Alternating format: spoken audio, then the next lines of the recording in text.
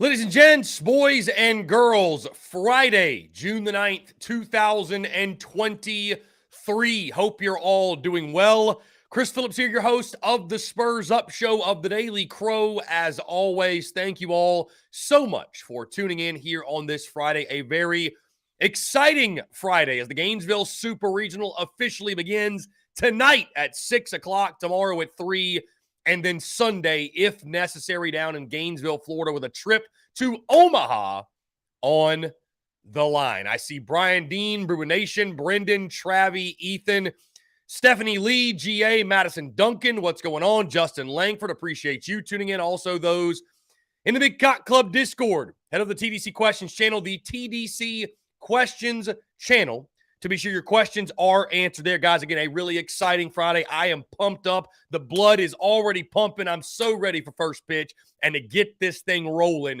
down in Gainesville, Florida. We got a packed show today, an exciting show for you all. Of course, in our third hour, guys, we will have our Q&A power hour. We'll take your questions, your comments, your calls. So if you're not able to call in that third hour, go ahead, leave us a voicemail. We'll air those in the third hour. You can also text our hotline at 843-790-3377 and or flood the YouTube chat, and we'll take all of those questions again in our power hour in the third hour. In our second hour, we got Jake Crane joining the show once again. Again, guys, in case you forgot, he will join us each and every single Friday throughout really the calendar year. I mean, I'd like to make you go from start to finish, really, truly. So Jake Crane is back on Fridays. Excited to have that. Going to have a great conversation. And what we have upcoming for you guys, because I was thinking about the show today. Of course, I jumped on a couple of nights ago with my friends in allkindsofweather.com, a Florida Gators podcast. They do a fantastic job talking Florida. And we thought, you know what?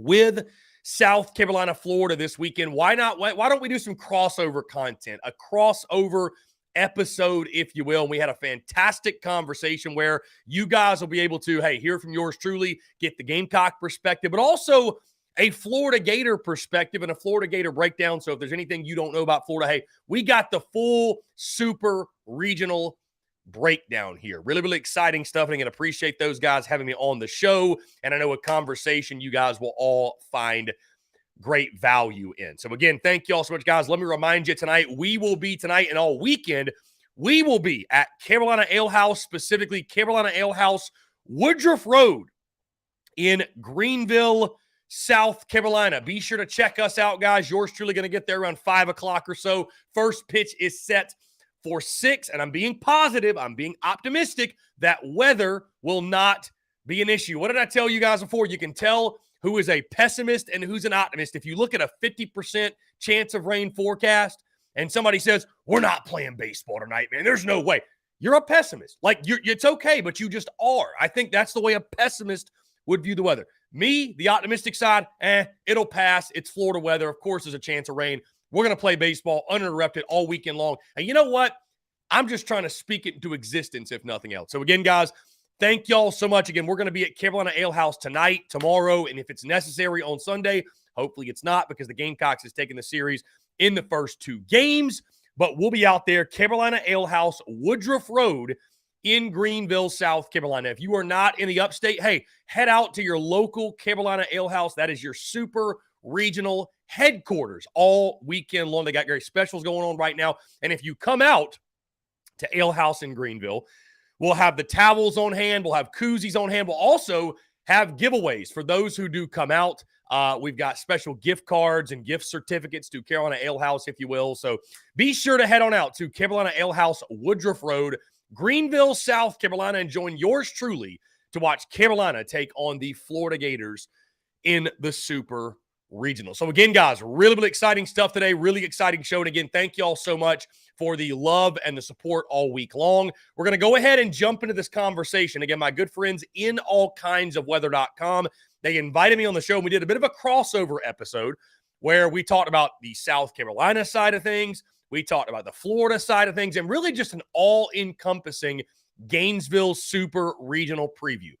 Here's the bad news. We had video for this, and my guy over at inallkindsofweather.com, technology's great until it isn't. He was trying to send me the exported file and ended up being like 4 minutes long, and I was like, I know the conversation that we had was much longer than 4 minutes. So here's what we're going to do. There is no video, and I am literally playing this from the In All Kinds of Weather podcast feed, but I also want to be sure we can distribute this via our podcast channels, and the only way for me to do that is to play the audio. So there is no video feed for this, so I do apologize. It's going to be strictly audio for you guys, but a great conversation, about an hour long, just under an hour. We talked about this super regional. So guys, sit back, relax, enjoy. I'm going to share my screen here. Here we go. I'm going to share my screen. We are going to share the audio, and you guys are going to hear this full conversation. Enjoy the conversation with my good friends over at inallkindsofweather.com as we break down the South Carolina, Florida Super Regional.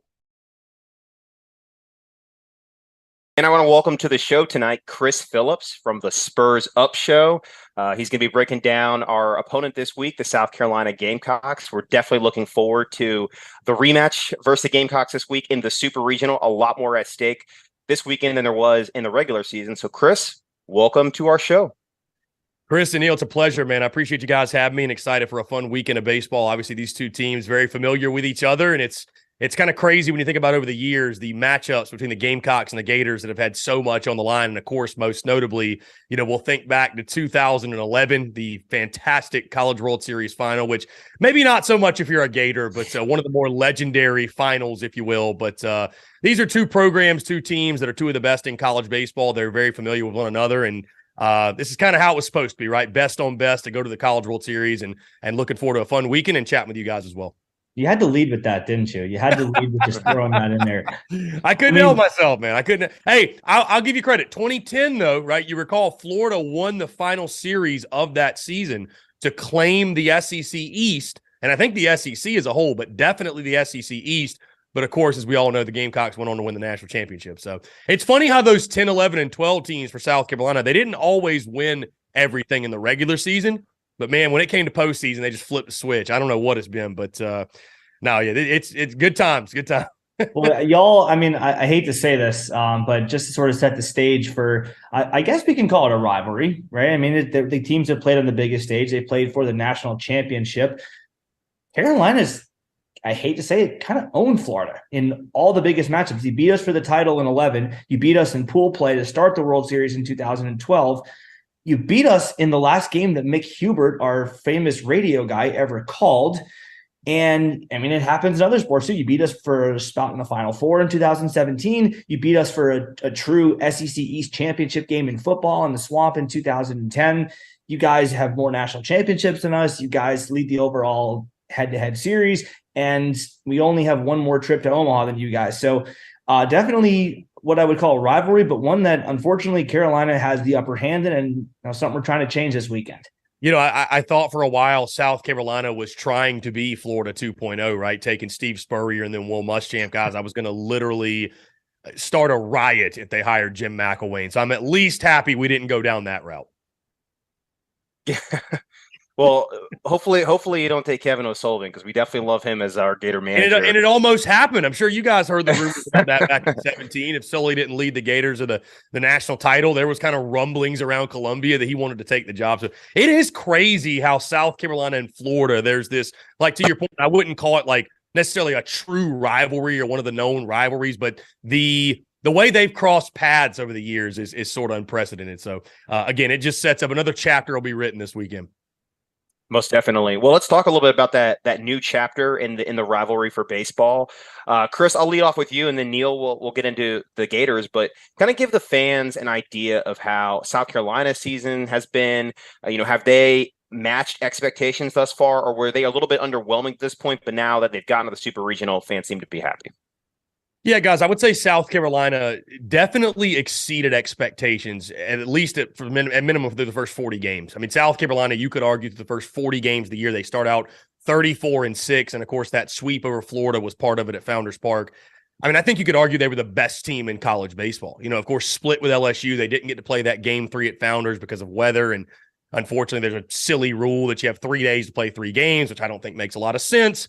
But either way, that's neither here nor there. So you really just kind of felt, though, the ups and downs of baseball. The first 40 games, 34-6, you're number 3 in the country. You fall all the way to really struggling over the last month. You lose your final 4 SEC series.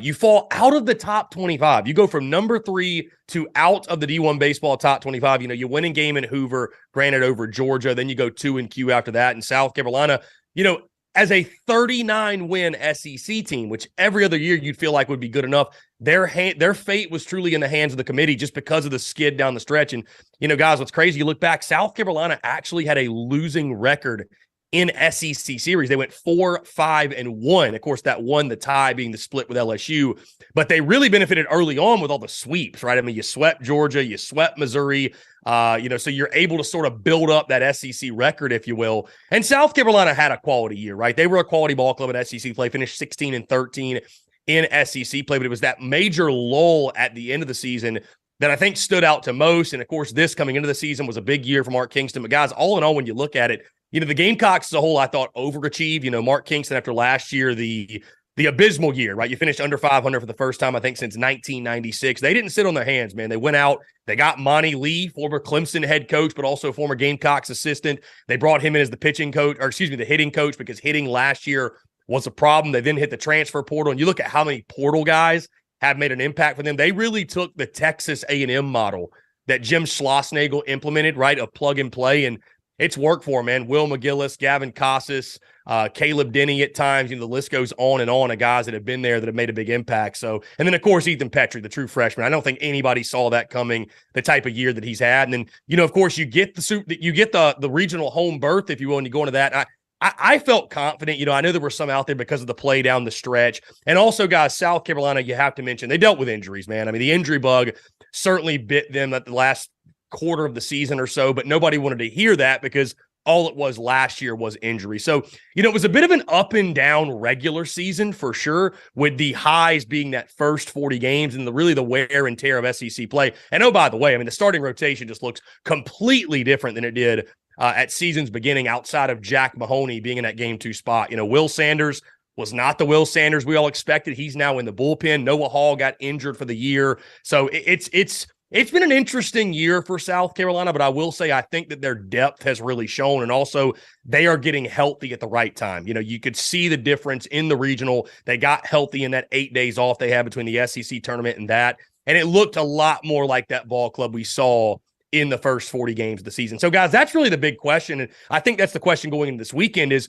which version of this South Carolina ball club do we get? Is the one that we saw against Florida, that it felt like they literally couldn't miss? I mean, at that point, South Carolina was seeing a beach ball swinging the ball. They were dominant on the map. They literally could do no wrong at that point. They've hit some snags and some adversity since then. And again, this is as healthy as they've been since really that Florida series. And guys, a huge thing to note too, I think for Florida, a key, not to get ahead of myself, taming Ethan Petrie, which is much easier said than done, because guys, get this. South Carolina lost the last 4 SEC series they had. His last home run in an SEC series was that Florida series. He went 0 for the rest of the year, and they lost every SEC series. So that just goes to show you how big of a piece he is of this offensive production. And, he loves swinging it at Founders Park, and you guys saw that at Founders, but obviously now it's a different beast going on the road to Gainesville. So I would say there's a lot of similarities between the team that Florida saw the first time around and now, but there's also some differences as well, just because of what this team went through and the injuries and stuff like that. But they're as close to that version of that team that they've been in a very, very long time. I'll say that. Yeah, we look forward to that matchup. And I think what you kind of just highlighted are the ups and downs of a typical baseball season. I mean, baseball can be a very fickle sport. You see that in the majors. You see that at the college level especially. Florida has had a little bit of ups and downs, maybe not as much as South Carolina, where they had that skid late in the year. But, certainly they had this. They got swept by South Carolina. They got swept by Texas A&M. They had their fair share of some bad nights where they gave up double digits on the board to another team. And the bullpen was inconsistent. So, Neil, let's give South Carolina fans an idea of kind of where the Gators have, how they've done this season, how they've met expectations. We said going into the regional, it was Omaha or bust for Florida this year.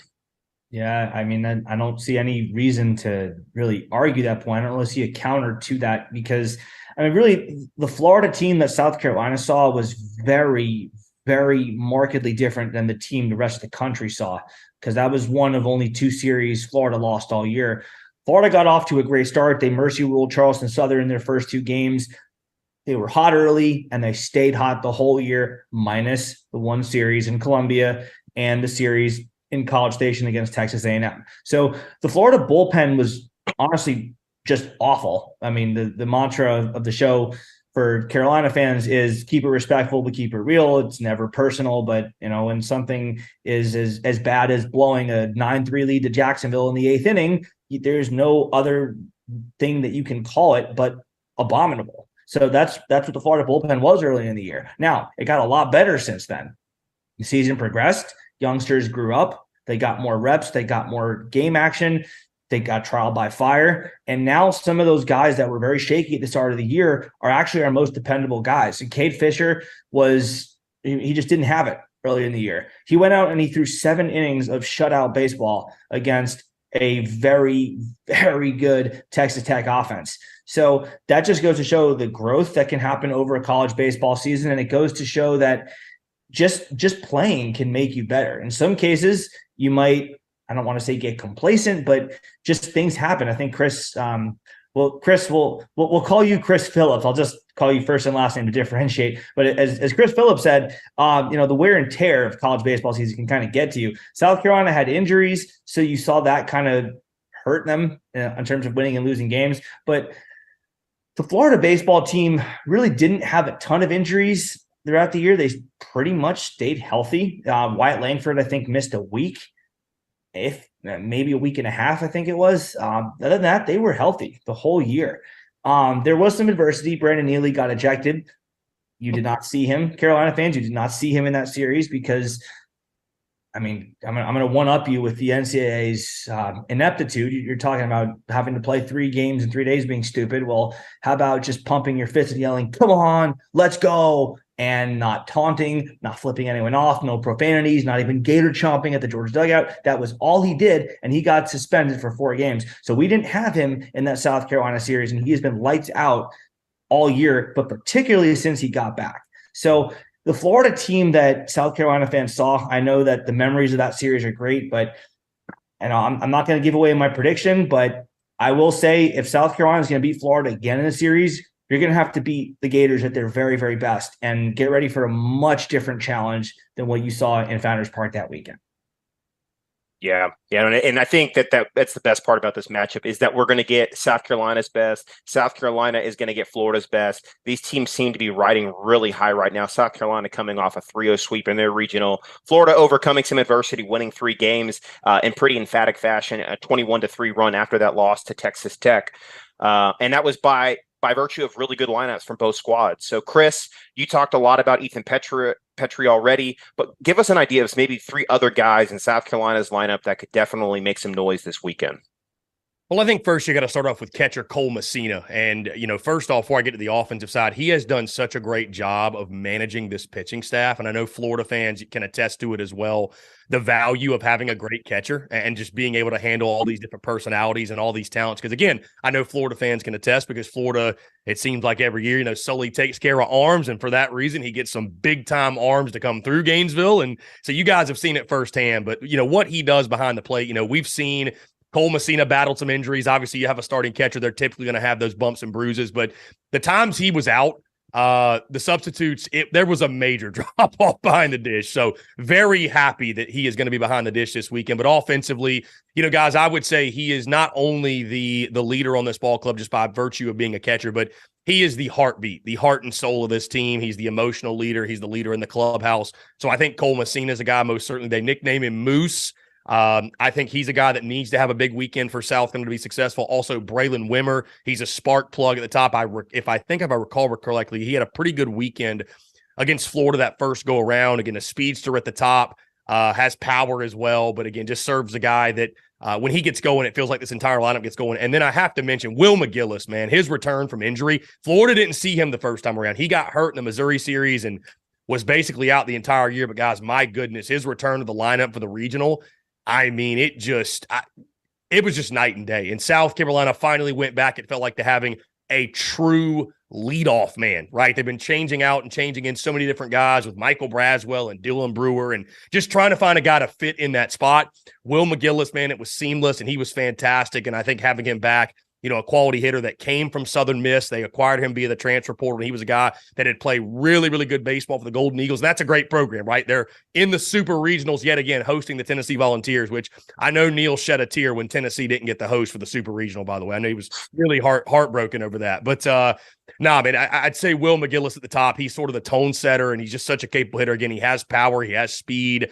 Handles the bat really, really well. He's just a veteran presence up there at the top. And again, that's a guy that Florida did not see in that matchup previously. So, I would say those three guys are they're the ones that jump out to me. Also, I'll mention one more, Gavin Casas, the big body left-handed bat. Of course, his brother Tristan Casas plays for the Red Sox. There's some good lineage there, but Gavin Casas, yet another one they picked up through the transfer portal. He played his ball previously at Vanderbilt, but definitely having the best season of his collegiate career. And he's certainly come on of late. He was one of those guys, started out really, really hot, went into a slump. He's been much better of late. And he's certainly somebody that they will lean on. So those guys are the ones I would mention or that I would be most looking forward to this weekend, especially if you're Gator fans. Those are the ones you're going to want to keep an eye on. Awesome. Well, Neil, let's let South Carolina fans know who we have to look out for or they have to look out for in our lineup. So I think the answer to the question is going to be different than who I think the three best hitters on the Gators are. Because if you want to talk best hitters, it's Josh Rivera, Wyatt Langford, and Jack Caglione. And you can make an argument for Cade Kurland. But the guys you want to watch for are the guys that may not have been noticed, but they got hot in the final game of that regional. They may have gotten a little confidence boost, and that could make all the difference this upcoming weekend. BT Riopel had a great week in Hoover in the SEC tournament. Didn't really do a ton with the bat. Had some good at-bats. He put a couple of barrels on a couple of pitches. One was yanked foul, one died at the warning track. But overall, just did not have a great regional until that final game when he blasted 2 home runs. And you could just see something was different as he was rounding third base.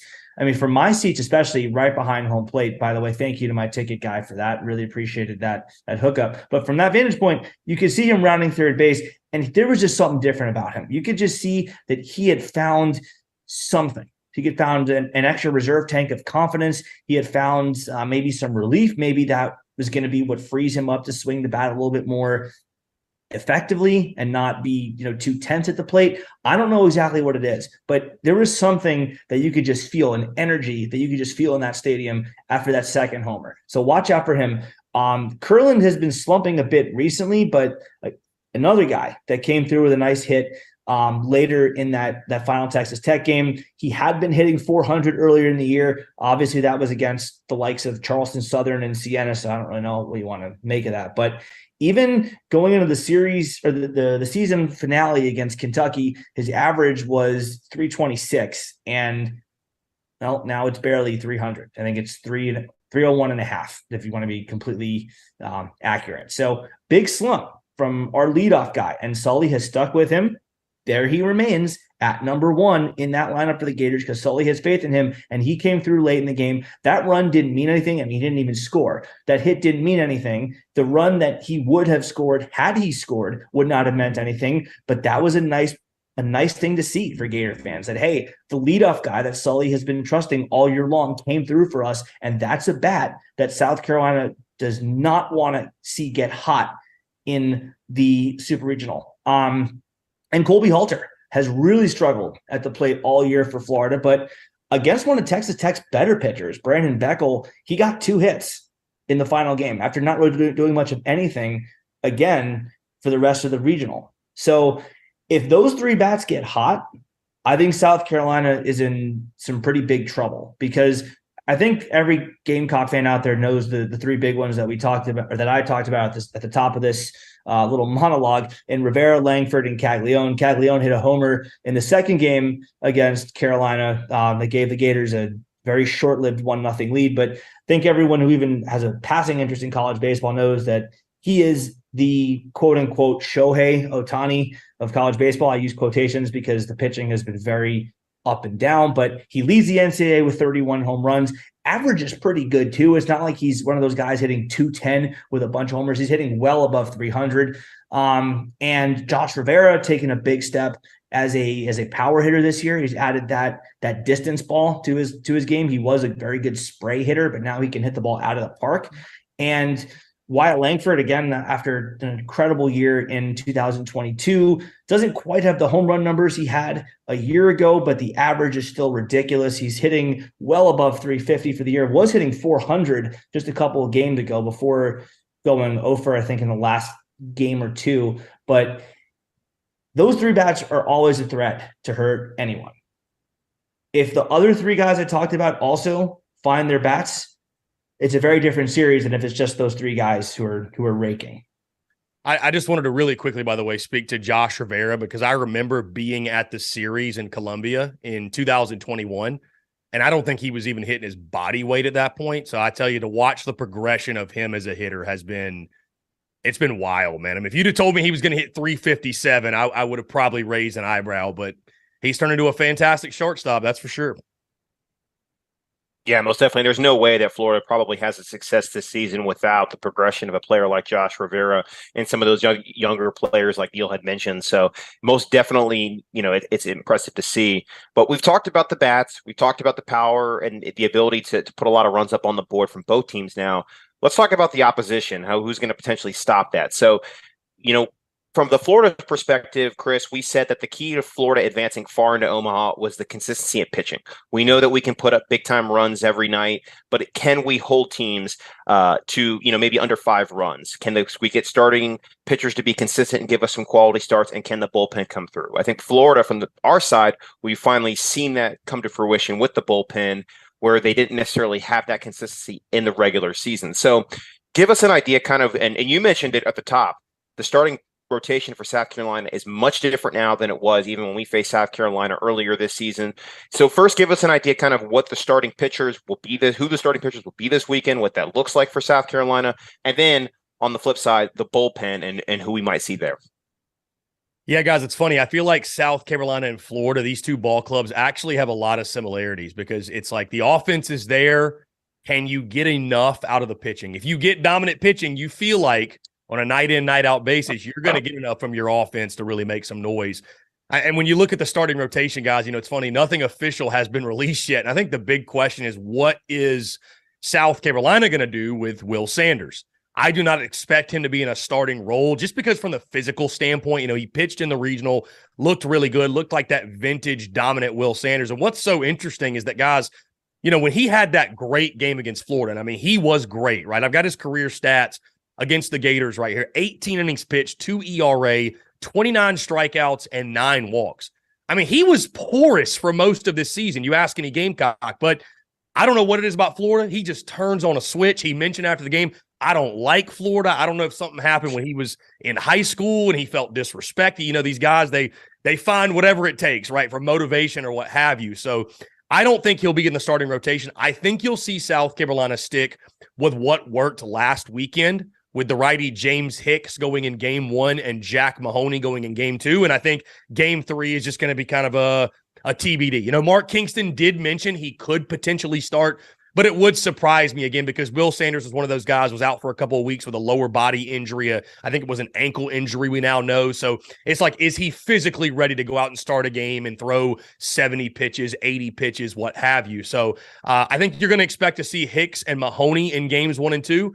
I think game 3, you cross that bridge when you get to it. Admittedly, guys, I don't think the Gamecocks they've still got good pitching depth. They had elite pitching depth coming into the season. You lose Noah Hall for the year. You lose Eli Jerzem back to the year because of Tommy John. I don't think that was a thing back when South Carolina played Florida. And then Will Sanders, who already wasn't very good for you, but then he goes down with an injury and you don't know what his role is. So I think that's how the starting rotation will shake out. In regards to the bullpen, the guys you will see immediately, I didn't even mention Eli Jones, who came on really strong for South Carolina in the second half. I mean, he pitched fantastic on the road in start. Well, I know Mississippi State wasn't very good, but anytime you go out and you shove at the dude, that's a big deal. Pitched fantastic in Fayetteville against Arkansas. I mean, that was a hostile environment.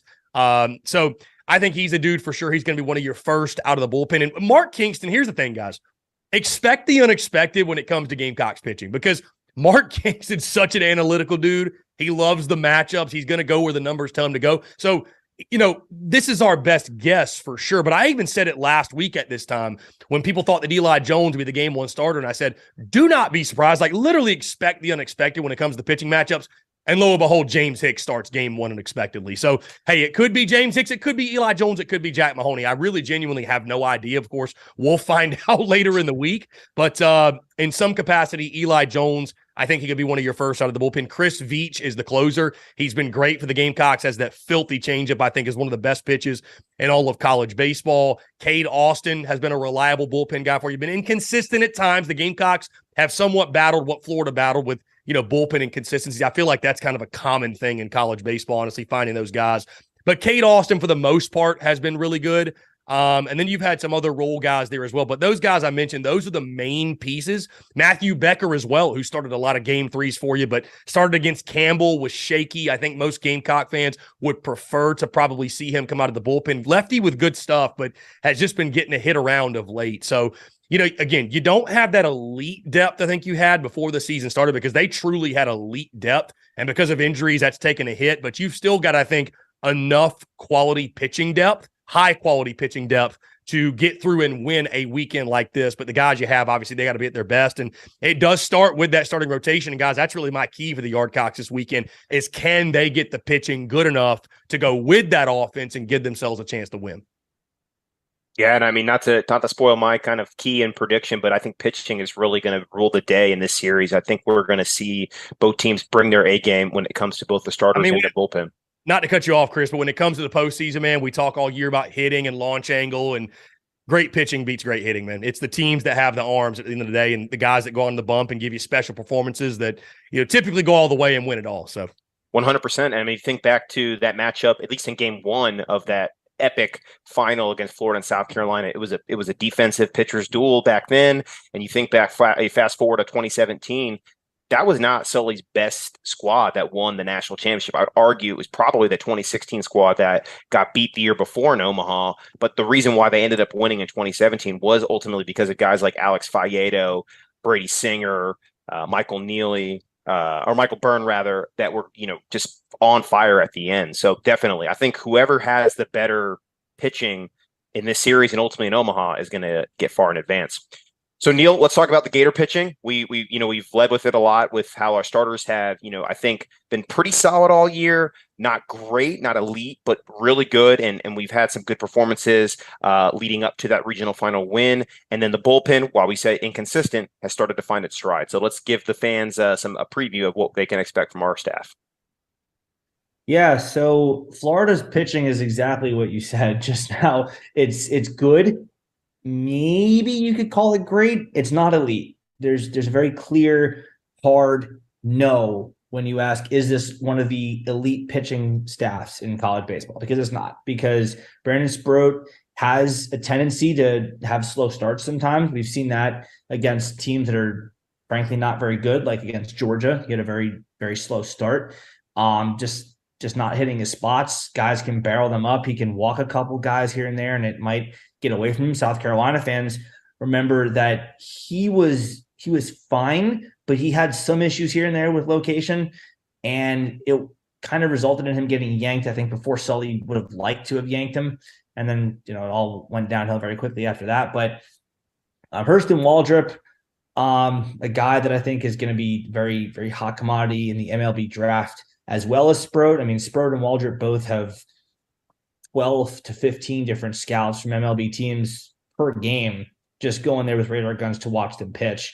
And a couple of times I've noticed the same guys going back to watch them. I noticed at the Miami series I was at, and at the Georgia series, and at the regional this past week, I remembered at least three of their faces. I couldn't quite remember if I'd seen a fourth guy, but point is, guys go back to see them because they have the stuff, they have the velocity on their pitches, they have the location. At times, MLB teams think that they can fine-tune them, they can work on their location, but the stuff, as they say, is just filthy for both of them. They've got a wipeout slider, they've got nice changeups, they've got that high velo in the mid to high 90s.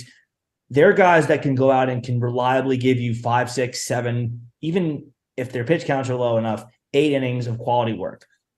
Caglione is going to be the wild card. If the series goes to a game 3, Gator fans are going to hold their breath because he can be tremendous. He can be an absolutely elite pitcher that can shut a team down. And it can go the other way very quickly. We saw against Tennessee earlier in the year, he couldn't even get out of the first inning because he walked 3 guys and gave a couple of fat pitches that got knocked into the gaps. We saw against, who was it? I'm forgetting. Texas A&M. He didn't last very long. Vanderbilt in the SEC tournament. He didn't get out of the second inning because he wasn't hitting his spots. Fat pitches were knocked into the gaps, walked a couple of guys, and very, very, very short outing for him. So if that happens, all bets are off. But he has been good more than he's been bad. It's not like it's a 50-50 proposition. It's probably more like a 70-30, maybe 75-25 that you're going to get good Caglione on the mound versus bad. But when it's bad, it's really bad, and it unravels in a hurry. So if the series goes game 3, not to give away my key, but that's going to be crucial to see exactly what Florida gets out of him. Now, I will say it's not like it's all lost if we do get a bad start from Sproder, Waldrop, or Caglione, because the bullpen is definitely better, as I was saying earlier, than it was earlier in the year. Cade Fisher has stepped up. He was tremendous against Texas Tech. Ryan Slater was tremendous against Texas Tech. After giving up the game-losing home run to Gavin Cash earlier, did not let it rattle him, bounced right back and shut them down, got the win. He's a guy that I think Gator fans can feel fairly confident about when he steps onto the mound. Haven't seen a ton of Tyler Nesbitt recently, but he does have good numbers, albeit a lot of that's against kind of junk opponents, but still good numbers. He has some good stuff. I would trust him to go a few innings if he absolutely had to. And then I think there is depth behind him in terms of talent. I mean, not even going to talk about Brandon Neely quite yet. We've talked about him a little bit earlier, but even before it gets to Neely, there are some guys like Blake Purnell, think could go a couple innings. He's fresh. He didn't really do a ton this regional, but he can go out there and get a few innings done. There are just so many names of guys that I think can go out and just go and give you 3 or 4 innings that maybe you didn't expect, like a Karsten Finval, for example, the guy that Florida fans all know is the hero from last year's regional against Oklahoma. No one saw that coming. He goes out and he throws a complete game, Gators win, and force another game against the Sooners. No one in their right minds would have ever predicted he'd even see the field, let alone go a full game. But that's just what happens when you're Kevin O'Sullivan and you recruit arms the way he has done it. So there might be someone that comes up to be the hero that Florida fans don't even really know. I mean, it could be a Yoel Tejada, for example. That's the guy that goes maybe 1 or 2 innings in the midweek games against like Florida A&M or Florida Atlantic or Mercer, those kinds of teams that maybe not all the fans watch. But Florida's pitching is extremely talented. If the pitching is what loses the game for Florida, it will be because they either got nervous or because they were just having a bad day. But the talent in this Florida pitching staff is unquestionably among the best in the country. And I'm curious, Neil, we talked a lot about pitching strategy last week. Who do you start in certain situations in games? Let's say, for instance, Brandon Sprocro's out, Gators win game 1. Does he save Waldrop in case there's a game 3 and throw Caglione? Or does he just go for it? Because he went for it in 2017, similar situation when we were in the final versus LSU. Do you think that he goes for it in game 2, or does he maybe play Caglione? I don't really know why you would go away from Hurston Waldrop in game 2 if you're up 1-0 and you have that chance to deliver the knockout punch. Go for the kill, end it, put them away, and get your return to Omaha. I will say that Kevin O'Sullivan has earned the trust of myself and I think Gator fans as an entire fan base that if he were to go against the grain and do something like make that switch, like put Caglione at game 2 and save Waldrop for game 3, I think Gator fans would, by and large, just say, okay, Sully, we trust you. You've got 7 trips to the College World Series on your resume. Whatever you think is best, go ahead and do. But it would surprise me if he did that because Sully, when he has the opportunity to land the knockout punch, he typically does do it. I mean, we saw in the last game against Texas Tech, he had 2 innings to go to get to the Super Regional. Brandon Neely comes in. Neely was on short rest. He pitched, thrown a lot of pitches in the regional. And Sully just said, you know what? You're our best guy. You're our closer. Go close it out. And he did exactly that. So when Sully has the opportunity to land the knockout punch, and we talked about what we saw with Jackson Kowar against LSU in 2017, he'll do it. So, it would surprise me if he did something other than use Waldrop in game 2. Definitely, Neil. It's going to be really interesting to see what he decides to do there. But I thought it was a good question to ask because, certainly a lot of this is strategy at the end of the year, and you kind of just throw conventional wisdom out the door. Chris, I wanted to say this real quick, not to cut you off, but to that point that Neil just made, I feel like if you're Sully and if you're Mark Kingston, it's almost like, what's the point of putting out a starting rotation for the weekend? Like, I feel like in a weekend like this, when there's so many, I know on the South Carolina side, it sounds like Florida as well, there are just so many moving pieces. Like, it's almost like you should just be TBA, TBA, TBA, because I really just feel like matchups play such a pivotal role in this one. And again, you have so many pieces who can do so many different things. I wonder how much gamesmanship there will be when the starting rotations are announced. It's going to be interesting to see for sure. Yeah, and I think that's the best part about weekends like this, when you get down to the very end, a trip to Omaha on the line. It's the chess match. I think you've got two great managers, two great squads with a lot of great tradition and history, and it's all riding on the line. And why show your hand? I don't see why you would want to do that. So you never know. Maybe Florida even throws Waldrop in the first game. Neil and I have talked about how I think he's been the better pitcher actually in the rotation. Everybody thought it was Sproat, but I think Waldrop might be the better pitcher actually on Florida staff. Maybe you throw him game 1. I don't know. So I like that. I think I'm looking forward to seeing who hits the mound for both teams come game 1 on Friday night. The other thing to remember, Chris, is that Florida now is in a spot where, because of the way the regional was set up, where you had to play 5 games in a weekend, Florida has 5 guys you could reliably turn to, or I should say reasonably turn to. Cade Fisher is now a legitimate option.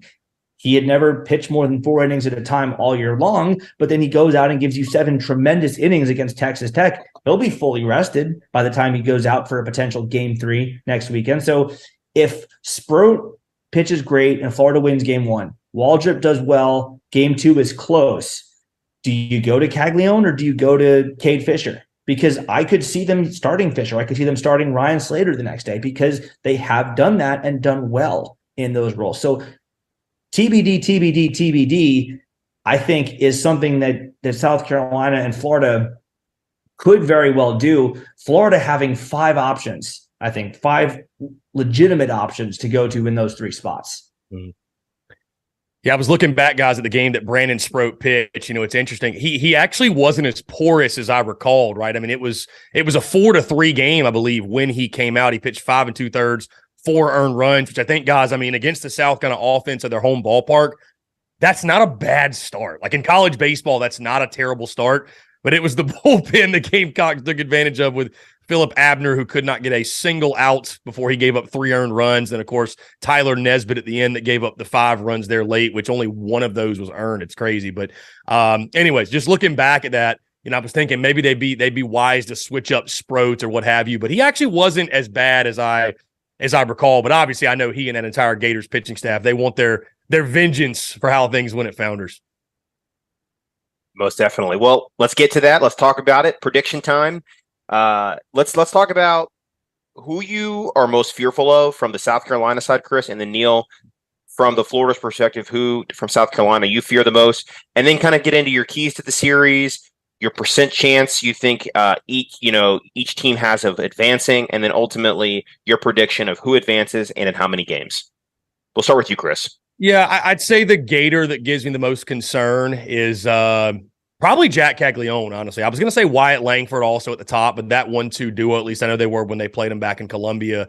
I thought South Carolina did a really good job of attacking Caglione that first go around, especially Will Sanders, who, Caglione in that game 1, I talked him up all week long how good he was. He goes 0 for 4 with 3 strikeouts. So he didn't exactly make me look like a genius until the second game when he hit a mammo bomb. But, Caglione's always dangerous. I think Wyatt Langford at the top as well. He's been so good for Florida over the years. And, I got a lot of respect for Florida top to bottom, man. I think that Sully's done a great job in the program he's built, and that Florida at home, they'll be ready to go, guys. My big thing going in the weekend is this from the South Carolina perspective.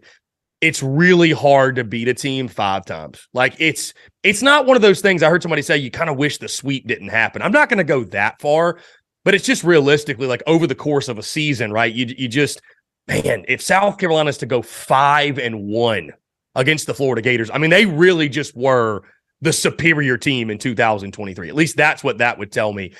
Guys, I think the key for the Gamecocks, I don't give keys on a week in, week out basis because I feel like the keys in baseball, they stay pretty consistent, right? Like swing the, timely hitting, great defense, pitch well, don't make mental mistakes.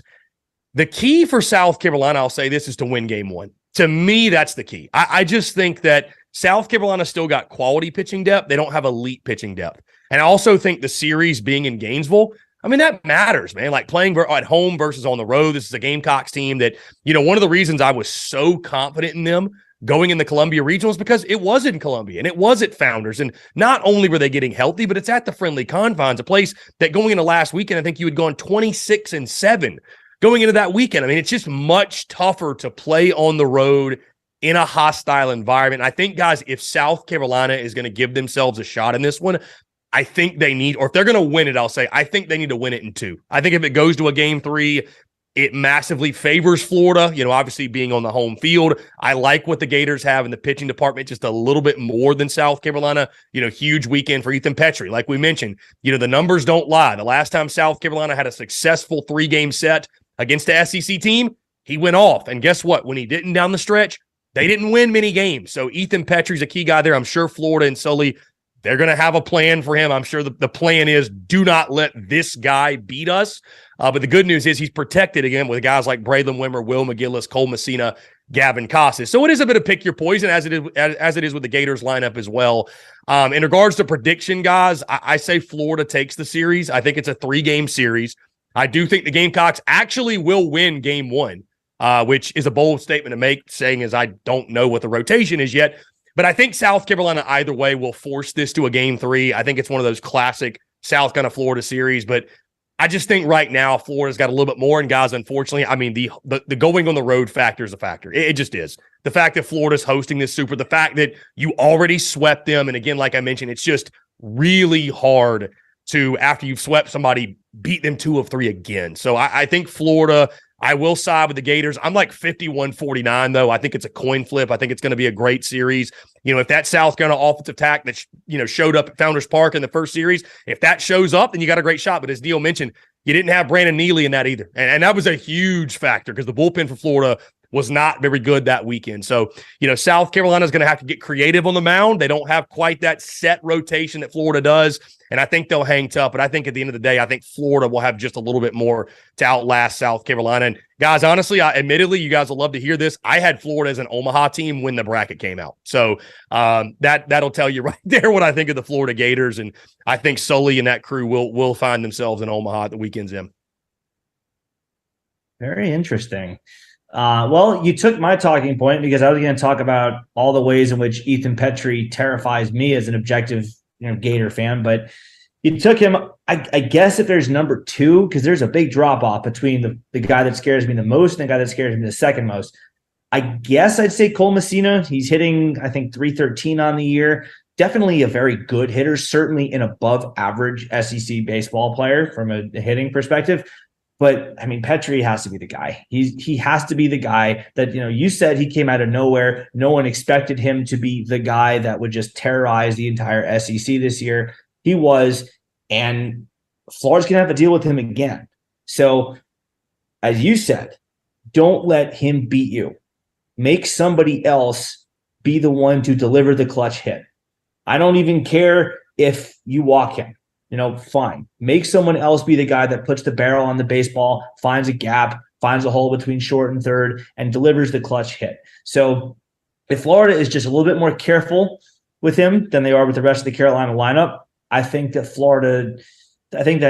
Chris was talking about percent chance to win the series. I think that percent chance goes up. If you were to tell me nothing about the series, but that Florida would be extra careful with Ethan Petrie and not let him be the guy, I think that the percent chance for Florida goes up by about 10 or 15%. Now, that's easier said than done. You can't just intentionally walk a guy every time he steps up to the plate because Carolina does have other hitters that can do damage, particularly if you've got guys on base you can't just put them on. So they're going to have to pitch to him. So you got to be extra careful, hit your spots, but just don't give up the big shot to him. So that's probably I'll say that that's the key. The other key, for me would be Jack Caglione has to go off. He has to be the guy that we know him to be all year. He has to deliver, not even necessarily home runs, but he has to have the extra base hits. He has to find those gaps, put the ball between the left and center fielder or the center and right fielder, find the corner down the right field line. He is a good spray hitter. He has a lot of homers to the opposite field.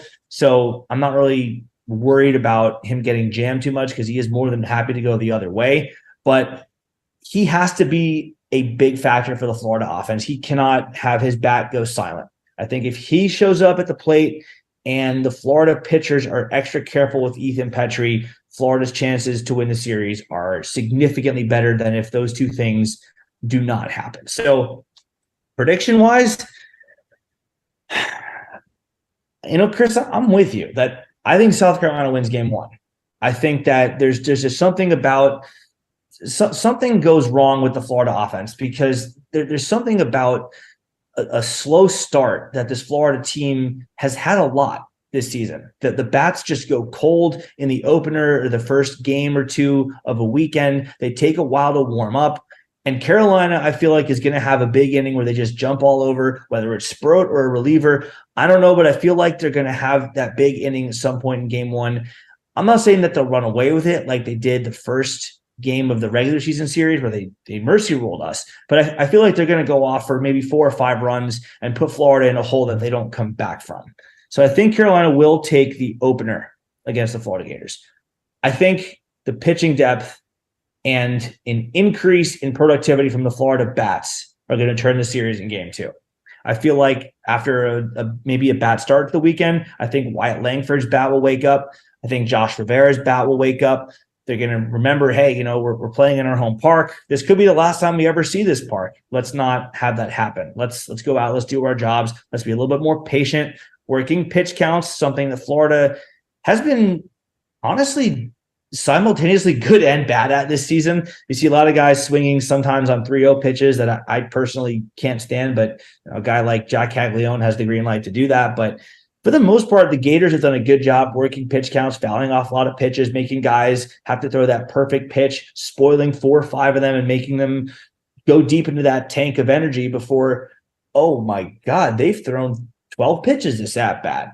Wow, he's not going to go 7 innings like I thought. Maybe now his ceiling is 5 innings. So the Gators are really, really good at that. And I think that's not something that's talked about quite enough with the Gator baseball team. But I think the Gators will break through in game 2, force a game 3, and the pitching depth will come through for them. And it'll be close. It'll be a nail biter, but I think the Gators will get the job done in a maybe not extra innings, but in a walk-off or late inning fashion to take the series and go to Omaha. Neil, Chris, really quickly, let me interject. I'm curious. Give Gamecock fans an idea. What can they expect for those traveling to Gainesville in regards to the environment? Because I know Florida doesn't quite get the credit for being like the Dude or like Baum or like some of the, Alex Bach, some of the more notable rowdy baseball atmospheres. For whatever reason, Florida fans get wrote off as their football and baseball is just kind of there. And I think that you've obviously seen, though, the investment to baseball with the new ballpark. So, it looks like the regional atmosphere was really good. It was electric. What do you expect out of Gator Nation this weekend? And what can Gamecock fans expect going in there? Would you say it's going to be one of the rowdiest environments they've seen this season? Well, I'll tell you this. At 10 o'clock on Wednesday morning, tickets went on sale for the all-session passes for Gator fans. Season ticket holders got their first dibs. Everyone else after that had the chance to buy the tickets that the season ticket holders did not claim. I logged on at 10 o'clock and 44 seconds.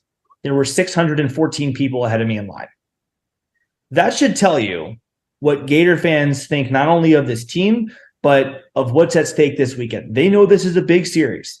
And there have been games this year where the crowd hasn't been great. I think some of that has to do with maybe some Sunday noon start times, some rain delays. It's Florida. There's gonna be rain. People aren't gonna want to sit there for it. That's kind of diminished some of the numbers and maybe some of the atmospheres you've seen or heard on TV. But Florida Gator fans know that this program has been starved for a moment like this for 5 years, having not been to Omaha since 2018. They'll show up. They'll be rowdy. I don't know what the Dude is like. I don't know what Baum is like. I don't know what Swayze is like in Oxford. But this crowd gets pretty into it. So you can expect a crowd that's going to be probably as hostile or maybe not, maybe I shouldn't say hostile, but certainly as energetic and as into the game as you've seen all year. Which, I mean, it should, because of course it's the Sweet 16 of college baseball. The stakes have never been as high for either team this year as they're going to be this weekend. But you can expect an atmosphere that certainly rivals those of the SEC West programs you mentioned. And Chris, I think the other point too is that this is a relatively new ballpark. It opened in the last couple of years. The last time Florida hosted a super regional, we were in our old ballpark at McKeithen Stadium. And that old stadium, I'm not sure if you ever were there, but there was no shade. You were out baking in the sun on those old school bleachers. And that kind of does wear you out as a fan. I mean, Gator fans are great at weathering that kind of weather in the fall and Saturdays in the swamp, but it's the swamp, because that's kind of like, it comes with the territory. Baseball, this new ballpark, it's covered, fans actually get to watch it kind of in the comfort of like new seating. And I think that, people actually enjoy going to the games a little bit more at this new ballpark. It really is a beautiful ballpark. They did a great job building it. And I think they want to, kind of christen it in a good way in their first super regional matchup. So I would expect as rowdy as a crowd as we had in the regional and an impressive turnout. I think we'll set record. We set a record in the regional for attendance at the ballpark, and I expect us to exceed it this weekend. But as far as my prediction, I'll give mine now. I'm agreeing with you guys. I think this is a 3-game series. I guess I'll differ a little bit. I'll say the Gators take game 1, and then I think that South Carolina gets game 2. I think this just gets to a game 3. This is sort of just has game 3 written all over it. As we've talked about tonight, these are two well-matched opponents, well-matched teams. Chris, you're right in that we found this out the hard way too, because if you said it's hard to beat a team 5 times in a year, and we figured that out when we played Vanderbilt. We swept Vanderbilt in the regular season in pretty dramatic fashion, very similar to the way you guys did with us. We beat them actually in the first game in Hoover, and then they blasted us in that second game where we got eliminated in the semifinal. So I think law of averages and percentages do eventually come about, and I think that happens here. But I do expect a split in the first two, and I think it's going to be a pitching duel. I think we're going to see games where it's 5-4, 4-3. I wouldn't be shocked if we don't see double digits on the board all weekend. I just don't see that happening. I think pitching is going to show up. Starters are going to have decent to quality starts, 5-6 innings at minimum, and then the bullpens, whoever has the better bullpen is going to win. Right now, I just like where Florida's bullpen's at. I think they had a great weekend in the regional. I think that momentum will carry them through in a game 3. And if this series were in Columbia, I think the Gamecocks would be the favorites. But I think just because it is in Gainesville, the crowd will be behind it, and the Gators do get it done. I think the whole series is close. Each game will probably be within a couple of runs. Gators get it done, though, on Sunday afternoon, and I think advance to Omaha for the first time in 5 years, which, I think it's been a journey for Kevin O'Sullivan. I think a lot of Gator fans in the last 5 years actually, believe it or not, had some doubt at times about him and what he was doing with the transfer portal and recruiting. And it was just like, it's slowly going to get back to Omaha. We're going to get over the hump because the last 2 years in the regional, the first one, especially in 2021 was pretty bad, where we got 0-2 out of our own regional against USF and South Alabama. And it was in embarrassing fashion. And then last year, the heartbreaker against Oklahoma, where we were very close to advancing to the Super. And then we got to watch Oklahoma make a run to the national championship game. So I think this squad is ready to make that next step, and there's a lot of talent. There's a lot of talent on both sides, and there's going to be future major leaguers playing on the field this weekend. But I just think just because it's in Gainesville, I think that it's a 50-50 series. I'd put it around like 53%. I think I saw a tweet out there that some statistician ran all the super regional numbers, and this is actually the closest series of them all. The 215 matchup, which you would expect maybe one of like the maybe like that Tennessee Southern Miss one to be closer, but it's actually this one that they have on paper. I think it was like 53% chance Florida advances. So. Yeah, just Neil and Chris, just to give you guys some perspective, it's been over a decade since the Gamecocks went to Omaha, believe it or not, 2012 when they were playing in the national championship series, going for their 3rd straight national title. Gamecocks have not been back to Omaha since. And, I'll say this, the one thing that, none of us can really factor in, because how do you talk about it? But sort of the intangibles, if you will, on the South Carolina side. I feel like this is a team that, if you believe in the hot, cold, hot theory, I know my guys over at 11.7 who do a fantastic job, they believe in that. It's like, when are you hitting that hot streak? And South Carolina was as hot as you could be through the first 40 games. They were damn near as cold as you could be through the next 18 or 20 or so. And now it's like, are they back sort of on that upward swing, that upward trajectory? And guys, without, just saying it bluntly, like, do we see some things happen that happened back in 2011, 2010, 2012, things that almost go beyond explanation that made those teams so well? Because, when the Gamecocks beat the Gators, they were not more talented, in my opinion, than Florida, but there were just some things that beyond comprehension took place that led South Carolina. It almost felt like it was meant to be. So I guess it's like, who are the baseball gods with this weekend? That'll be something really interesting to see, because as you mentioned, I think both these teams are really similar. And it's like, which one of these two teams is hitting their stride more so at the right time, right? It's going to be really, really interesting to see that.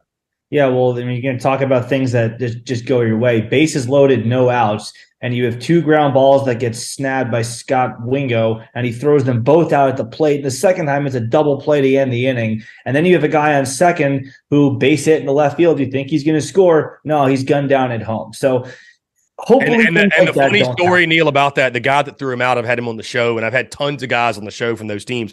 Jake Williams was the guy in left field, and they will all tell you he had the worst arm on the team, and he literally made the throw of his life. Like, they all thought, they told me they were in the dugout, guys were in the dugout, said, soon as the ball was hit to the left, we thought the game was over. And Jake Williams made the throw of his life. I mean, it's like an Angels in the outfield moment where it's like they're just carrying the baseball. So, I mean, that's why we love the game, right? It's just unpredictable. You never know what's going to happen, right? When you think you've seen it all, something new happens. And like I said, guys, I would be really surprised if it did not go to game 3 and we didn't have an ultra competitive series all weekend.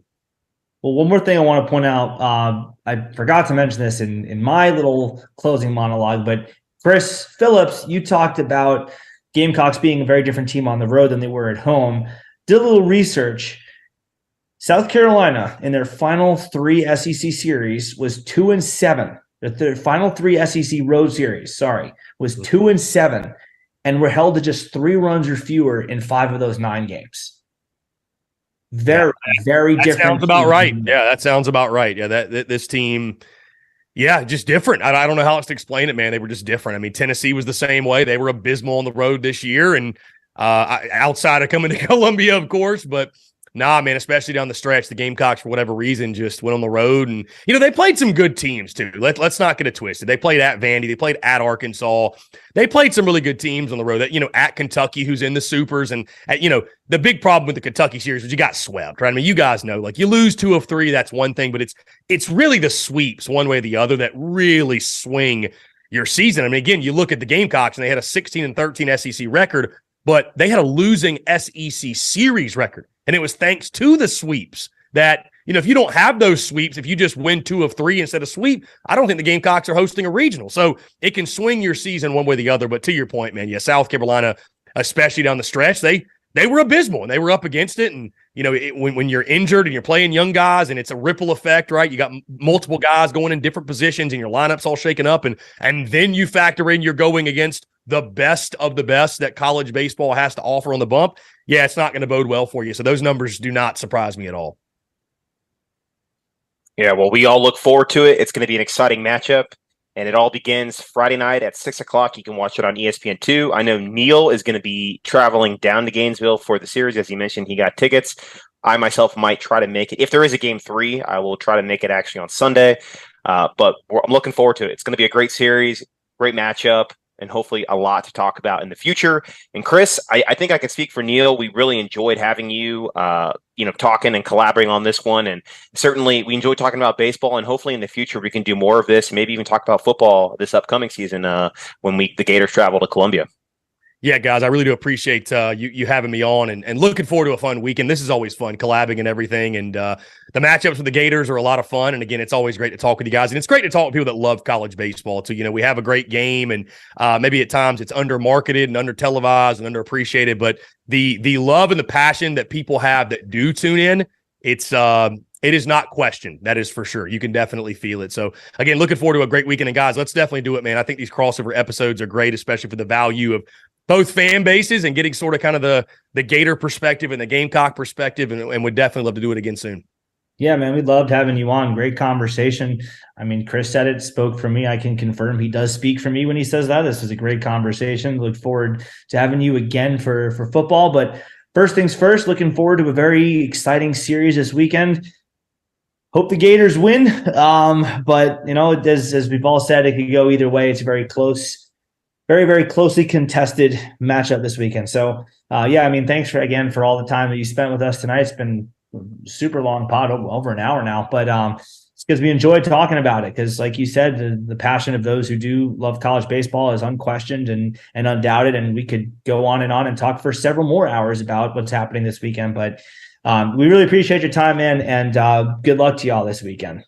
Yeah, good luck to you guys as well, and good luck to you, Neil, with all the Gamecock fans that I know that will live in your mentions this weekend. Try to be safe out there. Oh my God, that's a debate for another day, man. We can have that conversation. But Chris, I was just happy to see that Neil actually made a South Carolina friend.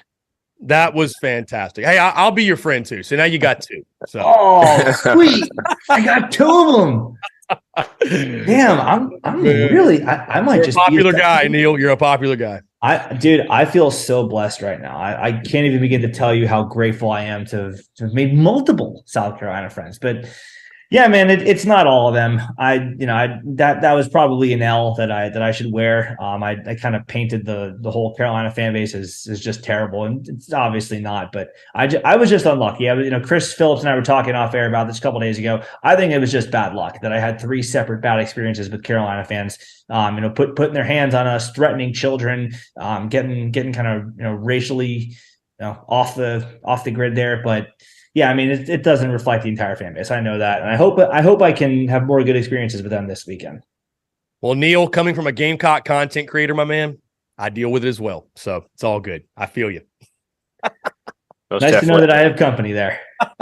I think it's safe to say every fan base has their bad apples that they have to contend with sometimes, unfortunately. But Chris, before we go, Chris, please let the fans know where they can follow you and find you on all the social media or any other outlets that you put your content out. For sure. So we're on social media, of course, Twitter, Facebook, Instagram, YouTube. We even have a TikTok at the Spurs Up Show.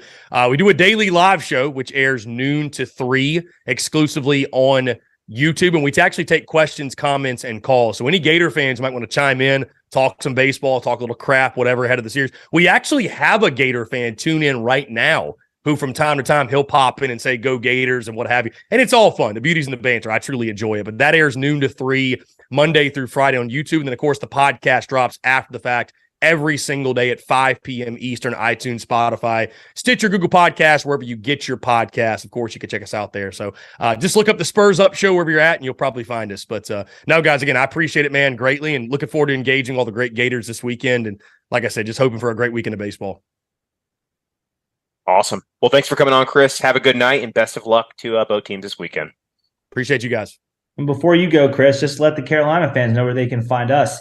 The In All Kinds of Weather forecast, you can just put that under your Apple Podcasts. You can put that under your Google search. The In All Kinds of Weather forecast is our podcast. And allkindsofweather.com is the website where we provide all kinds of written content. We have baseball recaps, we have previews, we have football, basketball we cover, softball when they do well, we cover them too. So kind of a multi-sport. We are the everything school. So we do cover more than just Gator football. But yeah, I mean, whenever the Gators are really racking up the views on television and they're really getting the eyeballs from national audiences, we'll be there to cover them at inallkindsweather.com. At All Kinds Weather, you can find us on Twitter, at All Kinds Weather blog on Instagram. Our new YouTube channel is the same as the podcast, the In All Kinds of Weather forecast. Type it into YouTube and will come up. So Chris Gaines, I don't want to take your final little wording here, so I'll let you close the show. But I just wanted to throw that in there. No, I would say to all Gamecock fans, definitely check it out and follow on social media, because I know you and I will be engaging a ton this weekend, and it's always a good time on social media. So I appreciate everybody tuning in. allkindsofweather.com. You guys are the best. I appreciate it, and looking forward to a great weekend.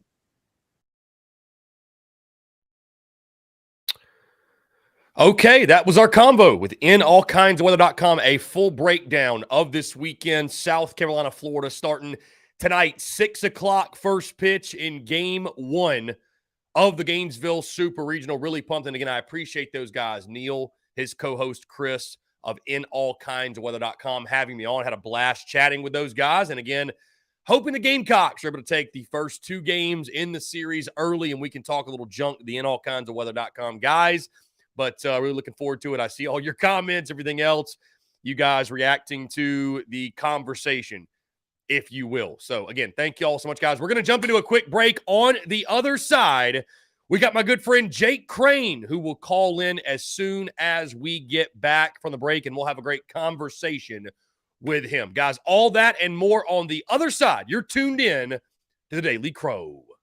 Attention all Gamecocks seafood lovers. Are you tired of searching for the freshest seafood in town? Look no further than the Carolina Fish Market, your go-to destination for the finest and most flavorful seafood in the Carolinas and beyond. Introducing the new Carolina Seafood Subscription Box, a culinary delight delivered right to your doorstep. Each month, you'll receive a carefully curated selection of fresh local seafood sourced directly from the waters of the Carolinas and beyond. From succulent shrimp to mouth-watering grouper to flounder or tuna and everything in between, their subscription box brings the ocean's bounty straight to your Gamecock kitchen. What sets the Carolina Fish Market apart is their commitment to quality and sustainability. They work closely with local fishermen and women who use responsible fishing practices, ensuring that every bite you take supports both your taste buds and our precious marine ecosystems. They've even won Best Seafood 5 out of the last 8 years. But that's not all. They're offering free shipping to all TSUS listeners on every Carolina Seafood subscription box, making it even easier for you to indulge in the flavors of the coast. Experience the convenience and joy of having fresh seafood delivered right to your door without any of the hassle. Don't miss on this incredible opportunity to elevate your culinary adventures with the Carolina Fish Market's Carolina Seafood Subscription Box. Join the seafood enthusiasts across the nation who are savoring the taste of the Carolinas, one delectable bite at a time, and just in time for Father's Day. Visit their website today at carolinafishmarket.com. That's carolinafishmarket.com, and embark on a seafood journey like no other. Freshness, flavor, and convenience await you. Order your Carolina Seafood Subscription Box now and use the promo code SPURSUP, that's SPURSUP, for $10 off your first purchase. Again, that's promo code SPURSUP, SPURSUP, for $10 off your first purchase. The Carolina Fish Market, where taste meets the ocean.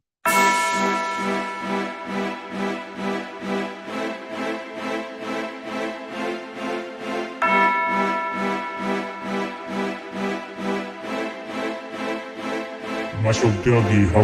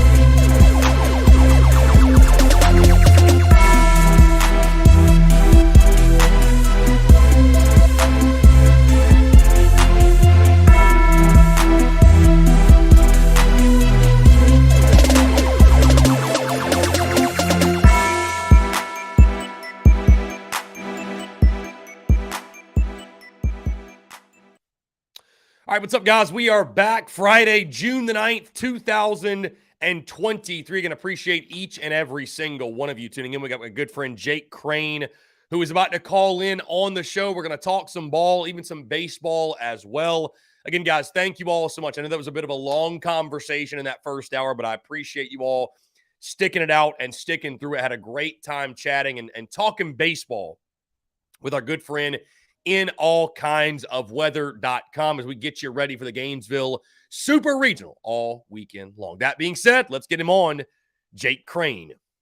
Call from Jake. Jake, what's going on, my friend? Appreciate you joining us as you do each and every single Friday. What's up? Man, it's always fun to join. It's a beautiful day out here in Las Vegas, man.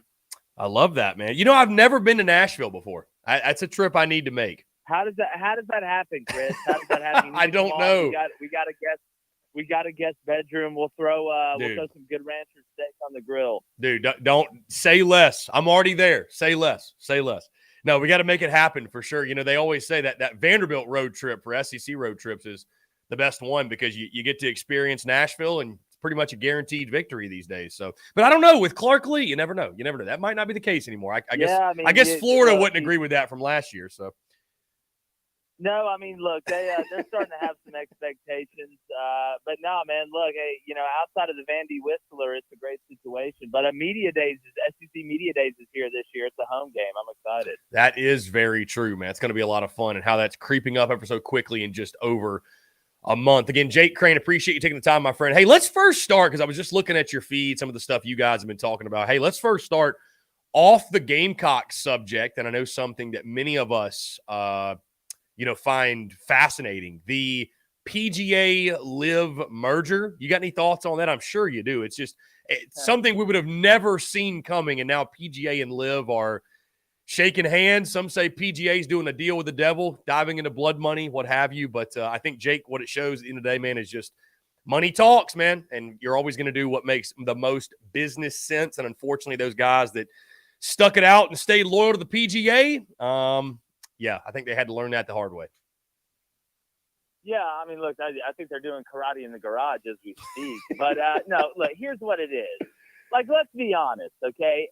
When you get to these high money levels, these money makers, these corporations, these entities, especially, millions and billion-dollar industries, morality is just used as a pawn.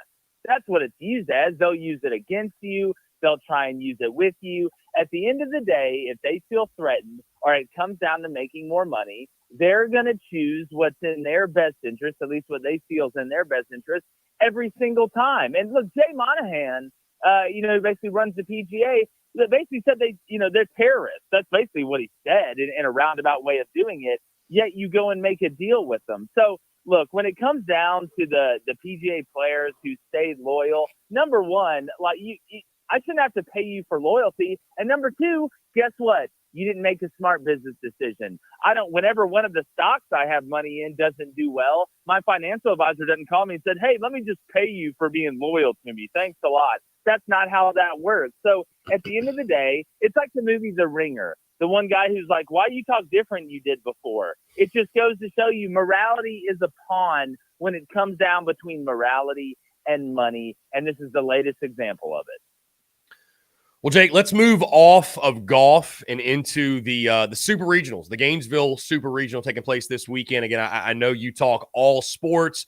I'm actually, again, looking at your timeline. You had posted Southern Miss blessing the baseball field, which is really cool. It takes me back to what was the Rookie with Dennis Quaid. Was that the Disney movie where they blessed the field with rose petals or whatever it was? I believe it was. I think it was the Rookie. But anyways, takes you back to that. But South Carolina, Florida, I feel like, Jake, this is how it's supposed to be. Two of college baseball's blue bloods, two of the best in the country, both, of course, out of the SEC. Do you want to throw out a prediction? How do you see it playing out? And, of course, I'm sure you're already familiar. South Carolina swept this Florida team. I think that, Jake, was actually the weekend when you texted me and said, man, you guys are red hot, and we didn't win an SEC series after that. So, Jake, I might have a bone to pick with you after this. But either way, Gators and Gamecocks in Gainesville, how do you see it playing out? Man, I hate when two SEC teams have to play each other in the Super Regional. I know it's It just kind of is what it is. It's kind of like when two SEC teams have to play each other in the Sweet 16. I wish we could see a different matchup. But look, I mean, South Carolina, we talked about it. You know, it was really hot at the beginning of the year, almost halfway through the year, and it kind of fell off a cliff. But at the end of the day, it's going to come down to pitching. Everybody talks about hitting. I know there's been a ton of home runs hit this year. Everybody loves offense. But this is going to come down to not just the starting pitching, but who has the arms in the pen that can hold a lead in the 6th through the 9th inning. That's what I'm looking at. And I think this is a pretty even matchup, even though South Carolina did sweep Florida. I think when you look on paper, each team, I mean, you look at Jack Caglione, then you look at Petrie, two guys that do different things, but we know how talented they are. I'm leaning Florida right now just because it is in Gainesville. I know home field advantage matters in everything. I mean, you look around the regionals, it didn't matter a ton when you look at who was able to advance and who really didn't. But when it comes to the Supers and it's one opponent, I do lean toward the home team. But it seems like South Carolina's kind of gotten back to themselves. You know, it's kind of like they got neuralized by the Men in Black for the last half of the year. But you have a lot of confidence and momentum coming out of the regional. I'm going to lean Florida early because of the home field advantage, but I think this is an even matchup at the end of the day. Jake, I've got the Gators advancing, believe it or not. I feel like that, to your point, I think South Carolina's got to take this thing in 2 if they're going to take the series. And unfortunately, I do see it going. I think it's got 3-game series written all over it. And I think if it goes to a game 3, I think it very much so favors Florida on their home field. I think their pitching depth is a little bit superior right now, but I really do believe this is a coin flip type of series. And I'll be honest with you, Jake, if it was in Columbia, I'm probably picking the Gamecocks because home field advantage matters that much. Yeah, to me, I mean, whenever I have a matchup that's even, you always got to look toward the home team, whether that's in football, baseball, basketball, because there is a built-in advantage. But, you know, in a perfect world, South Carolina just needs to jump them. You need to jump them in the first 3 innings, kind of like TCU did Arkansas a little bit, to get that, not confidence, because South Carolina has confidence, but, hey, we're doing it in the Supers, we're doing it in Gainesville. And what does that do? It shuts the crowd up. So I think if South Carolina is going to win this series, if they're going to take 2, they're going to have to jump them in the first 3 innings. I wouldn't feel great if it's 6-6 going into the 8th, somewhere around there. I do agree Florida has a little bit more depth, but when you jump them, you get in that pin early. That's the ingredient, I think, for South Carolina to be able to win this thing.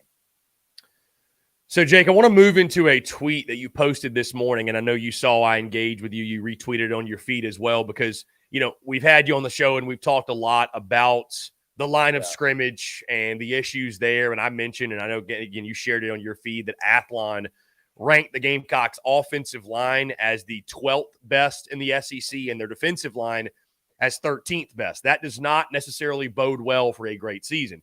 And, Jake, when you think about this, too, I mean, South Carolina last year went 8-4 the regular season. They finished outside of the top 100 in rush offense and rush defense. Like that just – and by the way, Jake, this is what really blew my mind. They finished outside of the top 100 in rush offense, rush defense, and they were like 94th in turnover margin. When you the fact they won 8 games, it almost feels like a low-key miracle when you factor in what the statistics say. Either way, you tweeted this morning. South Carolina fans should be more worried about the line of scrimmage than the skill positions, which I would agree with you 100%. I think anybody who listens to our conversations and listens to this show, they would understand where that conversation is coming from. Let me ask you this, though. Let's turn the convo. When you look at South Carolina's group of skill position players, how good do you think they are? Where would you rank them in the SEC? I mean, do you feel like South Carolina's got the skill position players to compete against the best, and it's just the line of scrimmage holding them back? I mean, I understand that, you know, like a team like Alabama's got more skill position guys than Vandy, but I'm of the belief that it really is the line of scrimmage and guys up front that is the biggest differentiator, right? Everybody in the SEC's got good athletes on the outside. It's about what can you do the interior. That's why you build a football team from the inside out. Your thoughts just on where you think the Gamecocks would rank in regards to their skill position players? Yeah, well, number one, to your first comment, you know, you look at and look, magazine rankings and preseason rankings and all that stuff, at the end of the day, they really mean nothing, right? There's good surprises every year. There's bad surprises. But what was the factor last year that could have made up for them not being the best along the line of scrimmage and able to win? It's special teams, the thing that nobody talks about, the great equalizer, field position, creating points, creating turnovers, making the routine plays routine, blocking punts, things like that. That's what allowed South Carolina to kind of hang there a little bit. And then when they got hot at the end of the year on offense, they were able to get to that 8-win mark. But it's special teams that can hide a lot of problems, right? It can hide a ton of problems. Now, looking at this year, and the reason I said that is because everybody's going to be talking about Spencer Rattler, and they should. Does it suck to lose Jaheim Bell and Marshawn Lloyd? Yeah, it does. But at the end of the day, there's been a lot of great teams that were really good up front and just good at the skill position. I think South Carolina is good enough at the skill position. I would rank them somewhere middle of the pack in the SEC. I don't think they're top tier. I don't think they're cellar dwellers. But at the end of the day, there's a lot of questions about who's going to rush the passer at South Carolina. Can you stop the run? If you're having trouble stopping the run and rushing the passer, a lot of times the offense gets negated because the defense is on the field the whole time. You don't have time of possession, and when you're out there, you feel like you have to score every time or the game is lost. So if I had to rank them, I'd put them middle of the pack. But again, edge of the line of scrimmage, rushing the passer, and you lost your tackle. That's what worries me. You can have a good running back who looks elite because the offensive line is really good. You can have an elite running back that just looks good because nobody can block. This game, the game of football, I don't care if you run the triple option. I don't care if you run the air raid. It is won and lost at the line of scrimmage. There's a lot of guys running around FCS and D1 AA at the skill position that can come into an SEC team and play really well. There's not a lot of guys that start at left tackle in D2 and D1 AA that can come and line up and play in the SEC and block these defensive ends. There's a lot less really good offensive and defensive linemen than there are wide receivers and DBs. That's just how it is. The skinny guys get all the highlights and they get all the love, but the game is won and lost up front. How did Georgia elevate? They got better up front. How did Alabama elevate? They got better up front. How did Oklahoma State and Baylor elevate in the Big 12? I don't know. They got better up front. Then you go up north, look at Michigan. Why are they kicking Ohio State's ass like they stole something from them? They're better up front. That's what it comes down to. So at the end of the day, the skill positions is great. You want great players. You want guys that can turn 50-50 balls into 70-30 balls. But I want the guys that can line up and look at the other guy and say, hey, we're running it right here, and it doesn't matter. So at the end of the day, that is going to dictate South Carolina's season. You're going to be good on special teams, right? You've got a quarterback that you hope has figured it out, showed a lot of promise. He's going to be the talk of the offseason. But if you want to get to that 10-win mark, if you want, as a South Carolina fan, to elevate yourself from the suburbs to an estate with a pool and a gate, you need to be good up front. Not just good, but great, fantastic. And Shane knows that. Everybody who knows anything about football knows that. That's the biggest question mark. And Jake, to your point about the problems in the trenches, especially on the defensive side, South Carolina for 5 straight years has finished 11th or worse in rush defense. And that just, to me, tells the entire story. And if you looked at rush offense, the numbers would be porous there as well. Here's a fun, just kind of off-season question for you, Jake. You can't pick Georgia, Alabama, LSU, or Tennessee. Among the rest, who's the next SEC team to win the SEC championship? And you can factor in Oklahoma and Texas in this if you like. Oh, man. That's a great question. I would say outside of those, the next team to win the SEC, it's tough. I'm going to go. I tell you what, give me Auburn. Give me Auburn and Hugh Freeze. Believer in Hugh Freeze. I mean, I can see why. The man wins. He wins everywhere he goes. I've been trying to get Auburn to hire the guy. I've been trying to get Auburn to hire the guy for 3 years. They finally listened. He wins everywhere he goes, man. I get it. He wins everywhere he goes. No doubt. No doubt. Jake. No, but I mean, that's tough, man. That's like, man, that's let me ask you this. Would you, of the ones I eliminated, would you buy stock more in LSU or Tennessee? LSU for sure. Not because I don't love what Josh Heupel and them do, but LSU is legitimately all they need is the organization. That's it. That's all they need. At the end of the day, LSU, and if you ever recruited the state or in the panhandle of Florida down there, LSU from a talent standpoint is as rich in talent as any, and there's no other state school. What are they going to do, spurn you for Louisiana Tech or Southeast Louisiana? No, Brian Kelly he won the SEC West in his first year. All they need is just to be organized, accountable, and turn that machine into a monster. It's a place like Georgia. All you needed was somebody to go in there that can recruit at a high level, that can keep it organized, and let the dogs eat. Yeah, what is it? LSU's had 3 coaches in the last 15 years win a national championship. 3 different coaches, isn't that right? With Yeah, that's exactly right. Just, you just can't let the wheels fall off the bus. Just, you know what I'm saying? Be organized. You could put a pencil, you can put Jonah Hill from Moneyball in there and they'd win. For sure. Jake, scheduling is a big topic of conversation this time of year. The Big Ten coming out with their scheduling format, 11 protected matchups. And they are going to no conferences, I think, similar to the SEC. Give us some insight for those that maybe don't follow it as closely. Obviously, I'm sure many in our audience don't follow the Big Ten and their happenings quite as closely as the SEC. But your thoughts on what the SEC is doing, what the Big Ten's doing, who did it better, and what do you think the future of scheduling is overall? Well, look, I think we've been moving toward non-divisions, just divisions being gone, and I love it. I want the 2 best teams to play in the conference championship game. Like the Big Ten's a great example. I said on the show today, the Big Ten West has been weaker than a one-armed weightlifter lately, but they still get a spot in the conference championship game. Now, does that mean that Ohio State may have to play Michigan 2 times in a row? Yeah, but great. That's awesome. Let them play twice in a row. At the end of the day, the goal of scheduling, and look, there's no such thing as a fair schedule for everybody. Teams go in cycles. You'll never have that. But I think the Big Ten's way, where you have those 11 protected matchups, you have the 9-game in-conference schedule, because who doesn't want another SEC game? What I didn't like, and look, Greg Sankey's got to worry about the money, all right? Individuals from universities worry about their school, right? What's best for us? That makes sense. You should. Greg Sankey has to worry about the money. I understand him asking ESPN for more money to go to a 9-game in-conference schedule, but that wasn't in the contract. It's a negotiation. There's going to be back and forth. Now, my biggest thing was mindset, all right? You have some places that are sitting there saying, oh, we don't want that 9th in-conference game because we want to be able to get 6 to 6 and 6.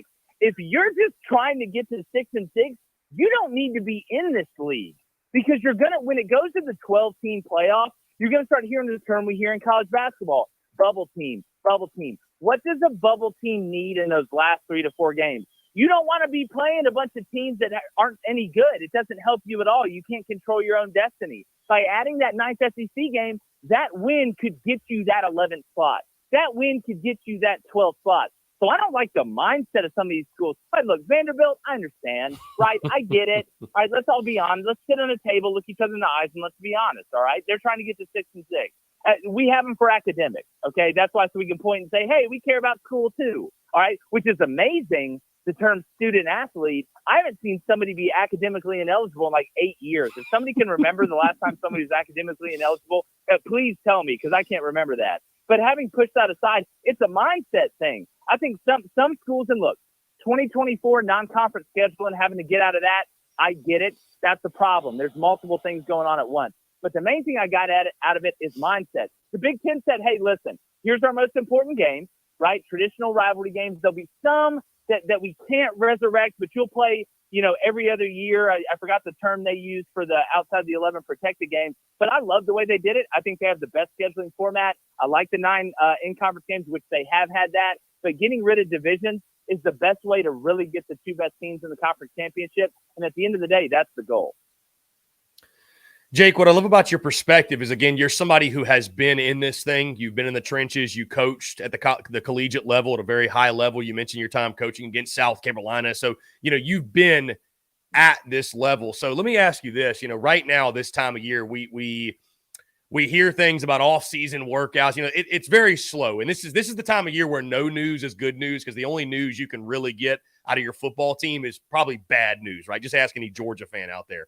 But, off-season workouts are going on right now. Guys are working out on their own. We see pictures from players. They post like Spencer Rattler with his wide receivers, what have you. Give folks an idea who may not know just what the players are going through right now, what type of work they're putting in, and just how pivotal that work is to their success this fall. Because we hear that all the time, like how important the summer is. But can you give people an idea of why that's the case and exactly what they're doing to ensure success in the upcoming season? Yeah, well, the first thing is it always just grinds my gears when they're like, man, the guys are really working hard. Well, you should work hard. Yeah, my washing machine works hard. Like that gets you through the door. I'm not rewarding you to work hard. The biggest thing we hear the term chemistry, right? And look, throwing with your wide receivers and all that stuff, the timing, that's unbelievably critical. But a lot of it is coming together. It's doing things that just aren't lifting weights. It's going out to eat, and it's being able to joke around and you know how guys are. We make fun of each other and, hey, look, we're brothers. It's really coming together as people, not just physically, but getting to know each other with the transfer portal, new guys that are in, becoming part of the team. So when it does get hard, not only during the off season, not only during fall camp, but during the game, when you're down 10, you can look back and really, when you're looking at that guy, say, look, man, this is my brother. Like we got to do this for each other. Like I'm not even worried about any of the crazy stuff. I'm worried about doing my job so I can do it for him. This is when that's built right now. Because if you try and start building that in fall camp, it's already too late. It's a long process. So working hard, they always say, man, I hear about Joe Milton. He's really working hard this offseason. Well, great. He should. How about you make some good throws? How about that during the game? Like that it absolutely drives me nuts because everybody's working hard. And we always used to tell the guys, look, everybody in the country right now is 0-0. They're 0-0. The dream is still there. So while the dream is still there, guys are going to work unbelievably hard. But what you find out, it's like day one of practice, right? Everybody's excited about day one of practice. Guys are flying around, trying to win conditions. I don't want guys that are just excited about day one. I want guys that are excited about day 9, about day 13, about day 15. And you only get that way. Human beings only get that way if they care about the people that are around them. And I'm not comparing, war to sports. All right. That's not what I'm doing. But we went to France on our honeymoon, went to Normandy. I saw that and I listened to everything. And the thing that I kept hearing from guys that had fought in there was I wasn't as scared about myself dying. I was more worried about doing my job and protecting the guy next to me. That just hits at the core of what a team really is when it comes down to it. When it does get hard, when there is adversity, when you have to battle back. These moments right now, going out and grilling together, going and hanging out together, meeting people's families, that is what brings the team. That's what wins on 4th and 1. That's what wins on 4th and 1. Not just the play call, not just where you're at, not if you have Nike or Under Armour. That's what gets you that first down, that extra inch. So at the end of the day, I'm not kidding. War is awful compared to sports. I'm not comparing that, but it's the human condition.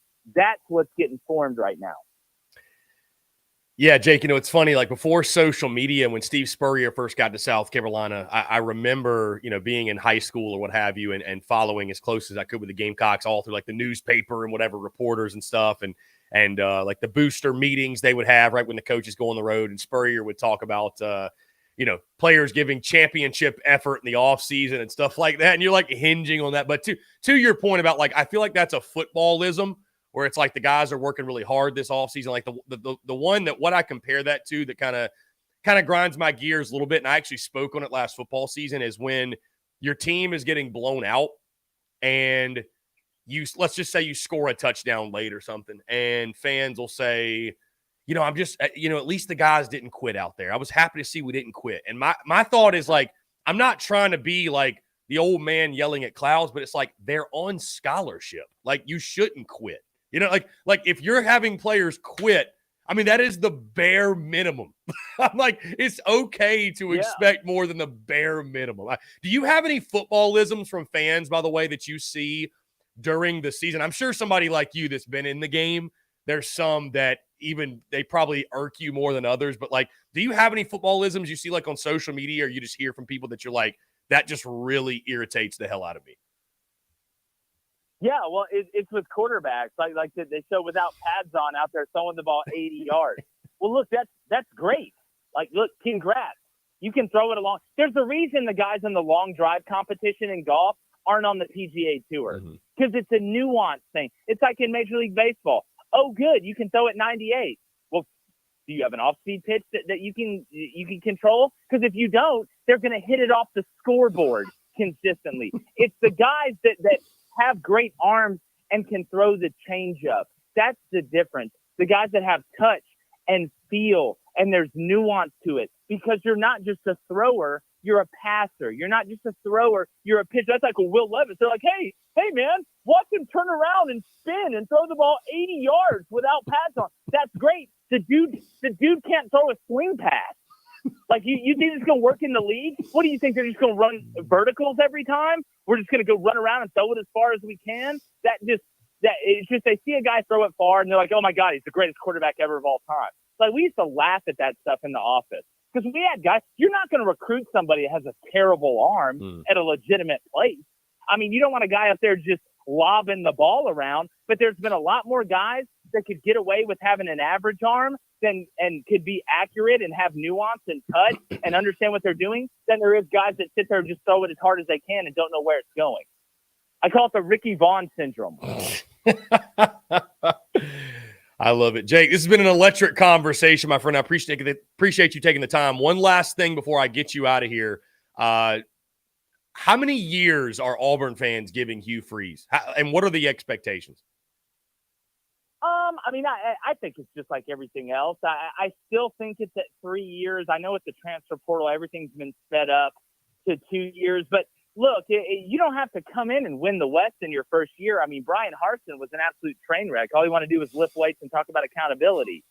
He didn't want to recruit or do any of that stuff. So I think if you see progress, I think there's a good chance when you look at the schedule with what they've done on the offensive line. You look at the skill position, defensive line's a question mark, rushing the passer. I think there's 8 wins there. But look, I mean, Hugh's proven that, and I think he deserves a second chance. But he's shown you he can win at every level, and it seems there's a lot of positive momentum right now. So I would give him 3 years. That's what I think. Jake Crane of Crane and Company joins us every Friday. Jake, I appreciate you taking the time, my friend. Have a great weekend, and we'll do it again next week. Always fun, Chris. Y'all be good. Yeah, man. You too. Jake Crane, always a pleasure. Appreciate him. That was awesome. I love chatting with Jake Crane. And my guy over the break, let's see. My guy over the break, Chase, gave me some feedback on, yes, I actually love the idea of, I was not sure if Jake was going to be a video guest or just audio, but I think Jake prefers to call in, which is totally fine. What we might do is throw up a graphic like they do on Paul Feinbaum, where it just says like on the phone, we'll put Jake Crane, Crane and Company, and put his picture, just so you're not staring at my face, me just sitting here listening to Jake Crane the entire time. So Chase, I appreciate the suggestion, and we will plan to have that up for next week. I think it's a great idea, actually. And we can have it for our callers as well, people that call in all the time. That would actually be a lot of fun. There's some people that, obviously call in every day, every other day, or pretty consistently. I'd be down to do that. I think that'd be a blast. Maybe we can get a little picture for him. I'll take whatever picture you want me to take, and we'll throw it up there. So for Big Dick Dale, we'll put a picture of Shoney's in the little picture box there. Anyways, guys, okay, let's go ahead and jump into the break, guys. We're going to get into your Q&A power hour on the other side. We'll take all of your questions, your comments, your calls, and more here on this Friday, June the 9th, 2023. You're tuned in to the Daily Crow. Attention all Gamecocks seafood lovers. Are you tired of searching for the freshest seafood in town?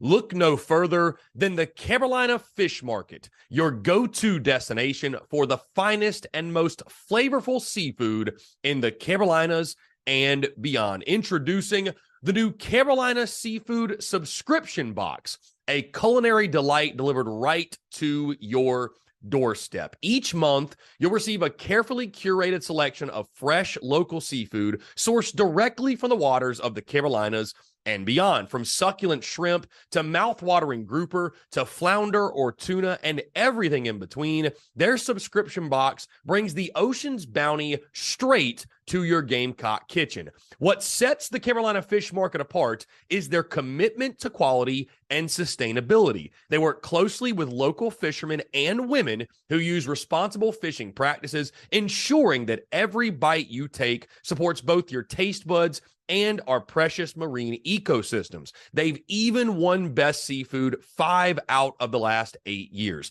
But that's not all. They're offering free shipping to all TSUS listeners on every Carolina Seafood subscription box, making it even easier for you to indulge in the flavors of the coast. Experience the convenience and joy of having fresh seafood delivered right to your door without any of the hassle. Don't miss on this incredible opportunity to elevate your culinary adventures with the Carolina Fish Market's Carolina Seafood Subscription Box. Join the seafood enthusiasts across the nation who are savoring the taste of the Carolinas, one delectable bite at a time, and just in time for Father's Day. Visit their website today at carolinafishmarket.com. That's carolinafishmarket.com, and embark on a seafood journey like no other. Freshness, flavor, and convenience await you. Order your Carolina Seafood Subscription Box now and use the promo code SPURSUP, that's SPURSUP, for $10 off your first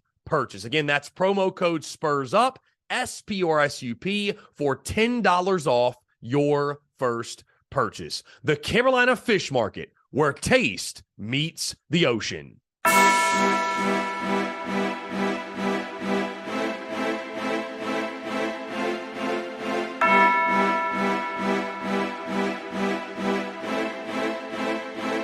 Marshall Dougie, hello, Dougie, hello.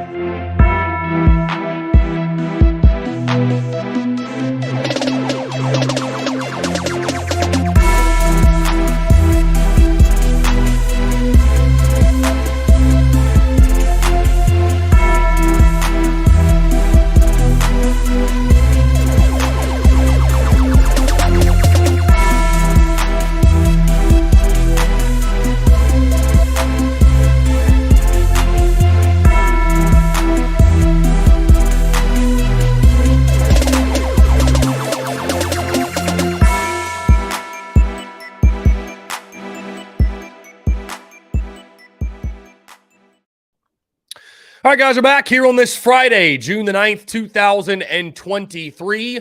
Appreciate each and every single one of you tuning in. And I want to say thank you to Jake Crane for taking the time to chat with us. Always a pleasure to chat with Jake Crane. The conversation is always legendary. Hey, it's our start of our Power Hour. With that being said, let's go ahead and dive right into it here on this game day. Gamecocks taking on the Gators tonight in Game 1 of the Gainesville Super Regional at 6 o'clock on ESPN2. Of course, Game 2 aired tomorrow, 3 o'clock on ESPN2, yet again Sunday if necessary. Guys, also, if you cannot make it to Carolina Ale House on Woodruff Road in Greenville, and you're not in Gainesville, you want somewhere to watch the game, if you don't have cable, whatever, hey, we're going to have the game on in the Big Cock Club Discord. We'll be talking baseball in the Discord, of course. Ask anybody in the BCC. It is a blast. So, again, patreon.com/Big Cock Club. That's patreon.com/Big Cock Club. And or click the link in our bio, and you will see the Big Cock Club link. With that being said, guys, we got your questions. Let's jump to the text line here. We got a text that says, so I'm watching the Duke Virginia Regional, and that Virginia pitcher is touching his hat like he did in 2021 against us. Like there is something on his hat. This time it isn't working, but everybody thought it was fishy last time. I just think it's odd that no one is saying anything. That comes from Will Croson. I mean, it's not illegal, Will, to touch your hat, right? It's not illegal to touch your hat. So it's only illegal if there's substance on it. If there's a substance on it. So maybe that's not the case. Let's go ahead and jump to the phone lines here. Call from Hunter. Hunter, what's up, man? How are you? I'm good, man. What about you? I am doing fantastic, man. I appreciate you calling in. What's going on? So when is I guess like Nick Harbor going into like practice and all? Like when is his first practice for Carolina? His first practice with South Carolina will be the start of fall camp, Hunter. August I would imagine fall camp will start August 4th, August 5th, something like that. It's typically within the first week of August. So that's, you know, he'll probably be on campus. Nick Harbor will probably be on campus. And again, I'm just guessing, I would imagine sometime in July. But yes, his first practice will be at the start of fall camp. So do you think he's going to be the starter, I guess, like for wide receivers this year at all? Or? I think he's going to play wide receiver. They're going to have him at the wide receiver position. I think it's probably going to take – I don't think he's going to be a starter day one. I don't think he's a starter day one. I think it's one of those things he's going to have to learn the nuances of the receiver position.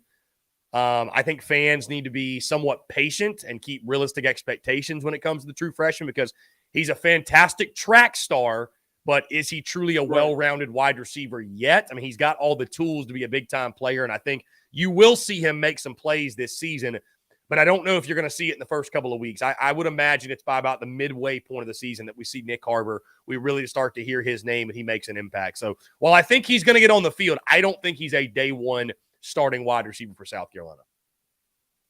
No, I agree. That's all I needed, man. I appreciate it. I just had to get that question out there because a lot of people say like, oh, he's not going to play till next year, or it's kind of hard to, who to believe and all. So I appreciate it. Hunter, I appreciate it, man. Thank you so much for the call. No problem. Yeah, man. Bye. Take care. Great stuff from Hunter Kelly. Bink Beatty says, sorry if you haven't already touched on this, haven't tuned in some time, but do you think they start Sanders if we get to Sunday? That's a great question, Bink. I think it depends on, obviously, do they pitch him before that? Like, do they feel the need to pitch him? You kind of wonder, right? You wonder if that's in the back of their mind. Just going through the first game and the second game and just, hey, let's make sure we have a guy ready to go game 3. I don't think that's necessarily how they will operate this weekend because I think you do everything you can to win the first 2 games because I think I saw, and we'll go through the questions here, Austin Gregory's comment about, the winner or loser of game 1. That's, the winner of game 1 is the team that's going to win the series. I will say this, South Carolina wins game 1. My hopes and optimism of winning the series go up exponentially. Lose game 1, I don't like the odds for South Carolina. I could see him winning game 2. I really do believe either way this series goes to a game 3. I just think game 3 massively favors the Gators in Gainesville. That's really all I'm saying. So we'll see. I could be wrong, but yeah, let's see. Let's get into some of your questions, your comments here from earlier. Will Hall said, we're starving for the College World Series 2 for sure. It's too bad this game isn't in Columbia, but got to play the hand you are dealt. Yeah, being in Columbia certainly would help, Will. All right, let's jump back to the phone lines here. Call from Robbie Davis, Zaxby's Hall of Famer. Robbie, what's going on, my friend? How are you? I'm doing good. I basically did my personal best as far as walks go today, so I'm feeling pretty accomplished today. I started walking at like 10:05, and I got done at like 2 minutes to noon, and I hit 11,400 and something steps in a little less than an hour. It's fantastic, Robbie. Proud of you. But I wanted to go ahead and give my prediction for Sunday just in case. And I'm going to do this quick because my phone's about to die. But if it goes to a game 3, I've got South Carolina winning 5-3 on Sunday if it goes to Sunday. Okay. So you got the Gamecocks taking the series no matter what. I like that. Sticking to it. I like that. I'm sticking to my guns, doggone it, okay? If you don't like it, you can kiss my keister, okay? Pucker up and kiss my keister. Kiss the okay? keister. Exactly. And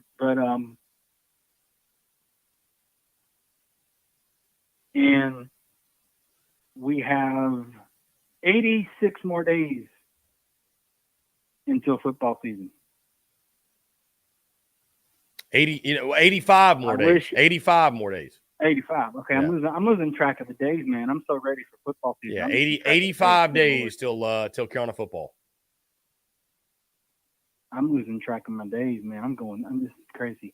But anyways, the closer it gets, like I'm just more excited about it, just solely based off of the success that we've had so far under Beamer. And like I said yesterday, he's got a book of everything that he's learned as an assistant that he still goes off of as a head coach for South Carolina. Mm-hmm. And like you said yesterday as well, he was a coach under Spurrier and several others. So he knows what it takes to be a head coach, even though this is only his third year in being a head coach. Personally, and I'm not trying to sound biased, but I think he's doing a bang up job as our head coach. Okay. Because I'm pretty sure there's still some doubters out there that think, okay, he's not going to be able to do it. He's never been a head coach before. And he's been proving people wrong ever since he got here as the head coach. He has, man. Beamer's a one-man wrecking crew. So, yeah, I mean, I think he can definitely continue to do it, man. But yeah, I truly believe that as well. And I'm hoping and praying that the Dowell Loggins hire works out, because that would be a major shot that other people, like announcers and stuff, and analysis guys, people that do analysis. Mm-hmm. And if it doesn't work out, they'll use that as a crutch to say that maybe Beamer doesn't know what he's doing. But on the other hand, we have had winning records ever since he got here.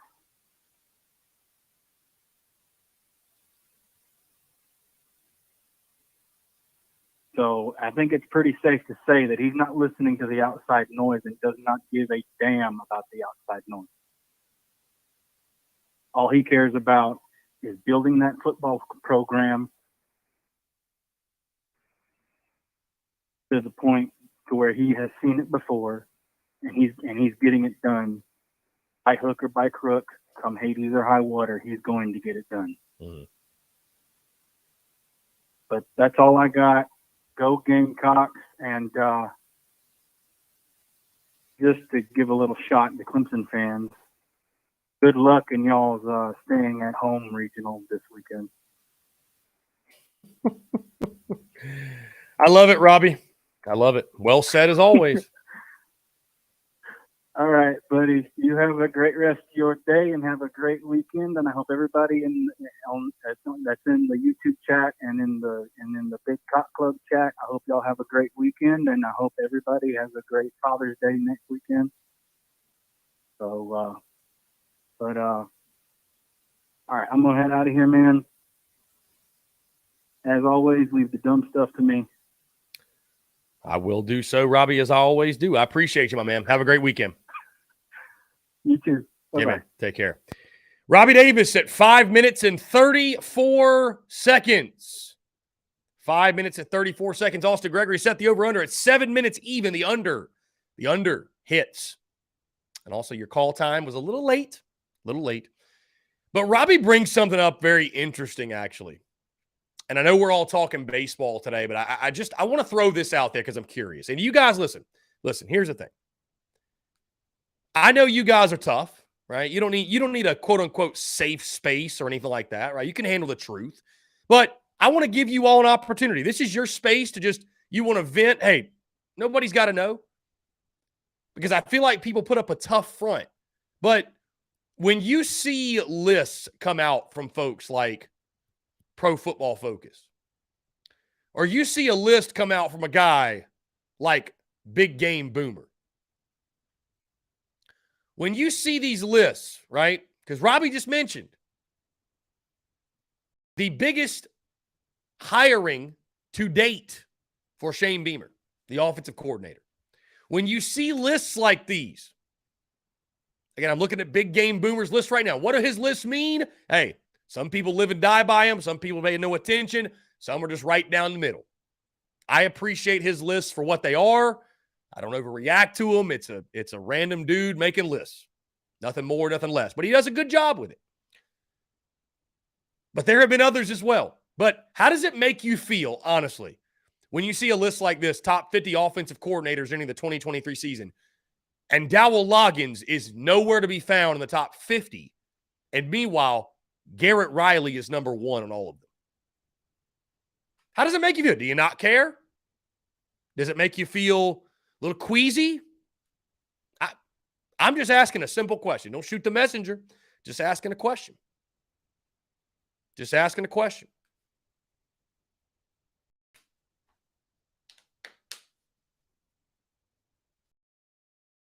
It's wild. It really goes to show, too, the passion of college fans and the way that anything when it comes to football can move the needle. Because that whole offensive coordinator fiasco, like the month of January and the whole Mark Ryan with this guy said, bro, like that was chaos. Like that was chaos.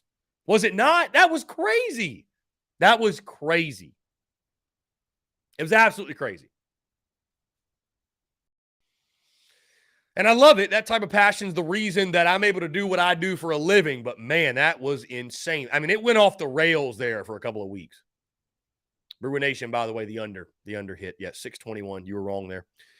But does it bother you at all? Does it bother you? Does it irk you at all to see Garrett Riley number 1? And again, it's something that we're going to talk about. We're going to bring this back up.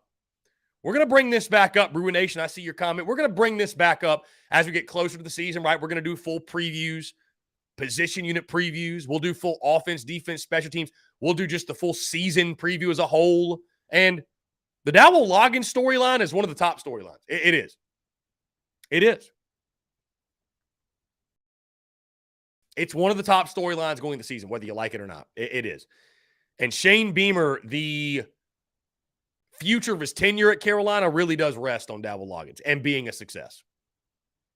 I mean, we said it last year. See, we're far away enough removed from it now where people forget some of the chatter last year. Like, right? Like, the chatter was, and the chatter, in my opinion, still is when we really dive back into it, that Shane Beamer's tenure it's going to be judged off of wins, don't get me wrong, but it's damn near going to be judged off just as much off of did he get the offense going. That's it. That's it. Was he able to push the right buttons and get the offense going? Will Hall says, hot take. If Riley was hired at Carolina, he would not be number 1 on that list. You know, Will, even if that's the case, I guarantee you he'd be top 10. He'd probably be top 5. Just my opinion. Maybe I'm wrong. I think Garrett Riley was viewed as whether it right, wrong, or indifferent, okay? I'm not trying to tell you. We all know. We're not blind. Y'all don't live under a rock. Y'all follow this thing like I do. You're on social media. You live it. You breathe it. It's why you tune in to the Daily Crow. Anybody who followed the OC search knew that Garrett Riley was the hottest commodity. He was. So I think even if South Carolina, Will Hall, even if you feel like that for whatever reason people slight the Gamecocks, and I'll tell you this, not on, Will Hall, not on Big Game Boomer's list, he wouldn't have been. He would have been number 1 because Big Game Boomer hates Clemson. So for him to put a Clemson guy number 1, the guy has to be number 1, like legitimately number 1, right? He's got to be number 1. He looks for every excuse to take a dump on Clemson. So for him to put Garrett Riley 1 kind of goes to show you how good the guy actually is.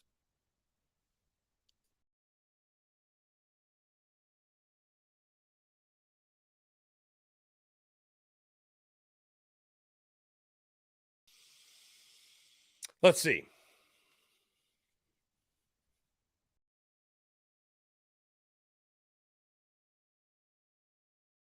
Wow, Cole Leinert, Matt Leinert's son, is a class of 2026 pro-style quarterback. How about that? Who knew?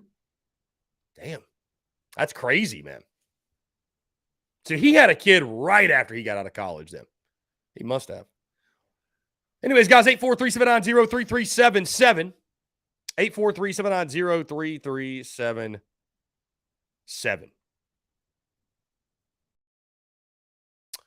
Ruben Nation says, all I'm going to say is this. It better work with Dowell or Beamer is going to catch hands from some. Ruben Nation, there's real pressure on it to work. There's no question. Why should we? What? You know this is not the platform to dance around that type of conversation. This is the platform. This is the entity. We run towards that conversation. Right? Yeah, for sure. For sure. I think there's even more emphasis, Bruin Nation, on it to work now. Because Shane Beamer adamantly said, we got our guy, and we didn't talk to Garrett Riley.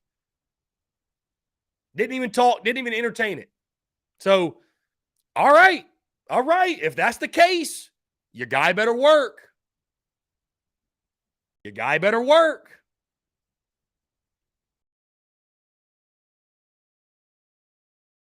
There's real pressure on it, man, for sure. And the good news is this, guys. Can anybody be worse than Sat was? I mean, realistically, can anybody be worse than Marcus Satterfield?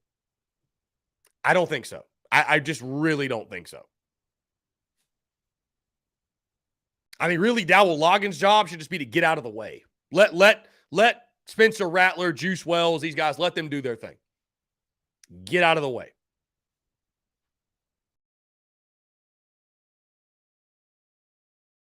Bruin Nation's about to become the least popular man in the chat when he says, I love Beamer, but I also see the arrogance in him, and I feel like he tries to prove people wrong by hiring people nobody wants or has ever heard of.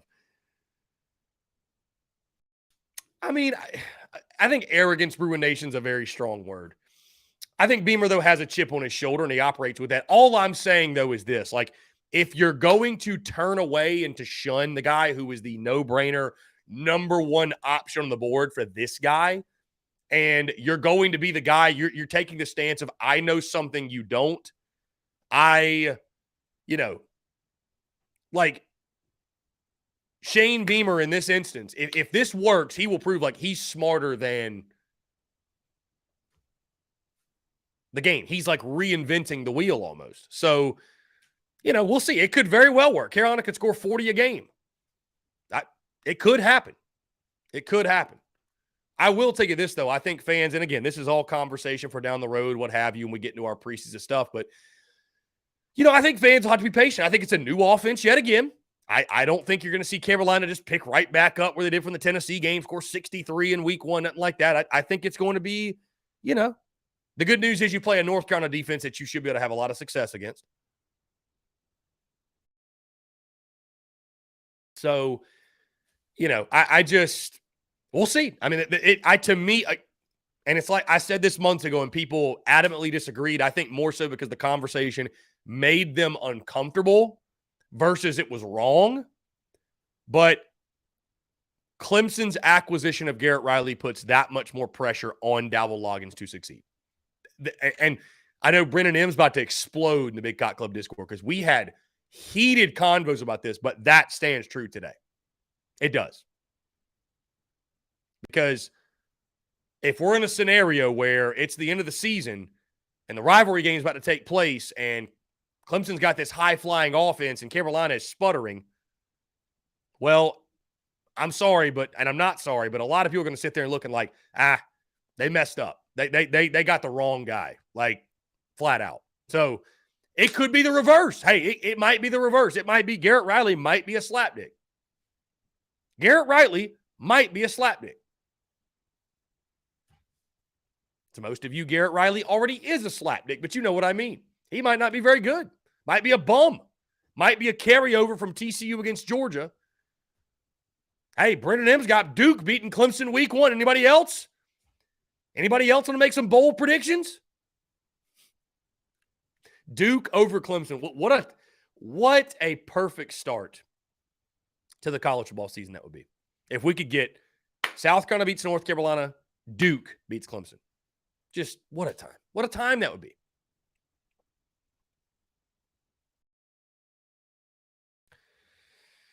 I don't know. Anyways, the OC chatter is one that certainly will go throughout the preseason. It'll go into the season. It'll go throughout the season. My biggest concern is just balance. That's it. Just having balance offensively. That is my biggest concern because listen, I think the D-line has more upside than the O-line. I don't think the O-line is going to be very good. I just flat out will tell you. Again, we got a lot to break down and discuss as we go throughout the preseason, but I don't think the O-line is going to be all that great. I think South Carolina will have to air it out.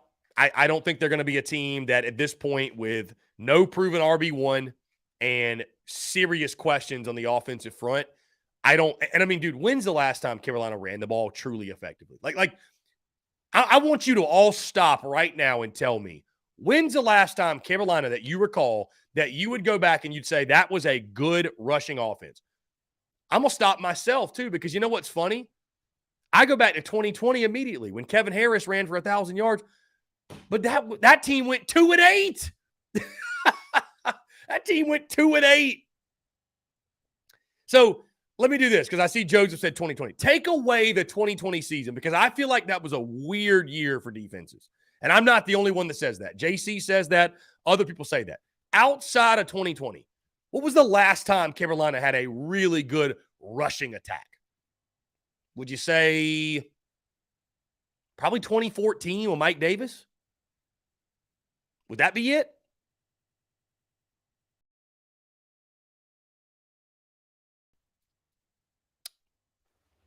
I don't know. I think South Carolina is going to have to be, though, an air raid. And my biggest concern is just balance. It's just balance. Can you get balance in the offense? Can Spencer Rattler and Juice Wells get help? Can Trey Knox, can they get help? Because if you're one-dimensional, I don't care how good your skill position guys are, as Jake Crane pointed out, you're going to struggle. I think honestly the issues up front are the reason that we've seen so much inconsistencies. It's why we have those quote-unquote Gamecock games. It's why we have those games where it's these mind-numbing losses. Porous line of scrimmage play and turnovers. Dude, turnovers were the story last year for Carolina. But when you have inconsistencies up front and you also turn the ball over or you're prone to doing so, you're going to be an inconsistent football team, man. And you're going to get inconsistent results because the ceiling and the floor, it's going to be such a wide gap, right? Like a team like Georgia, here's the thing. Their ceiling's higher than South Carolina. Yes, I've made the golf comparison before. Their ceiling is higher than Carolina's, but their floor is so much higher. That's the difference. When Georgia plays a bad game, it's still a pretty damn good performance.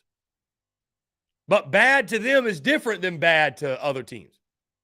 You know?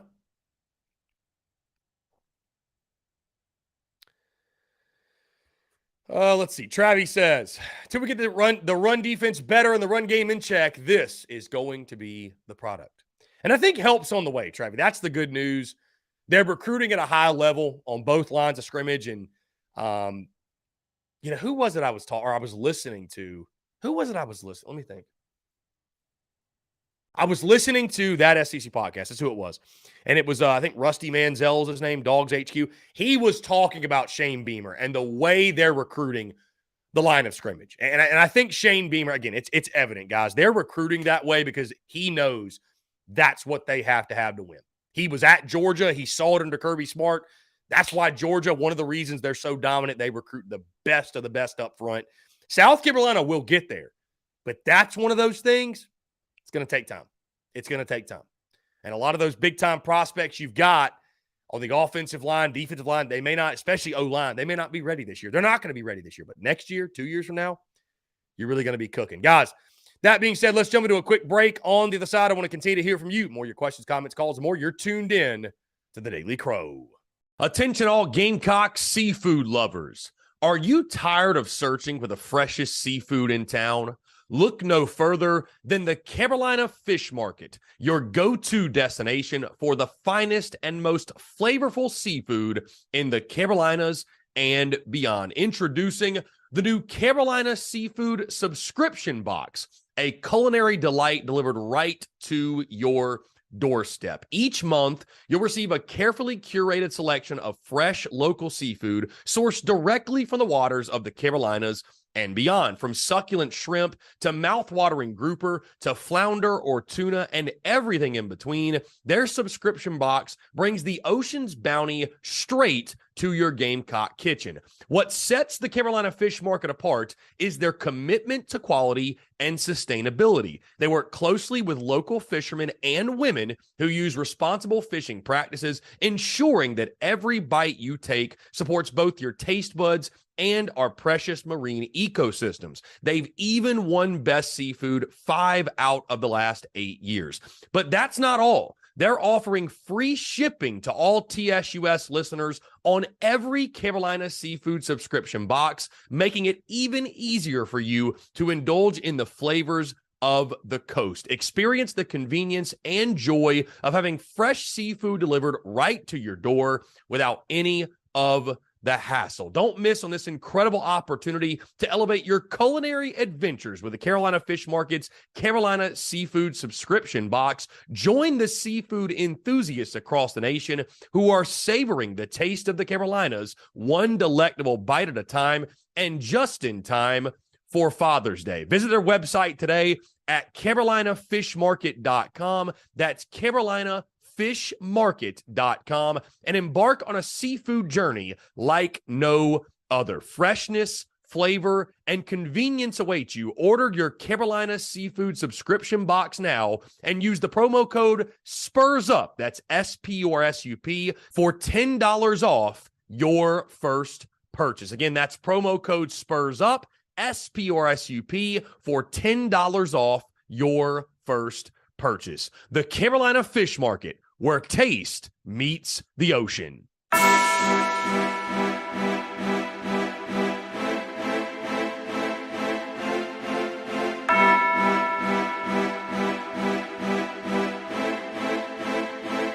Muscle Dougie, ho.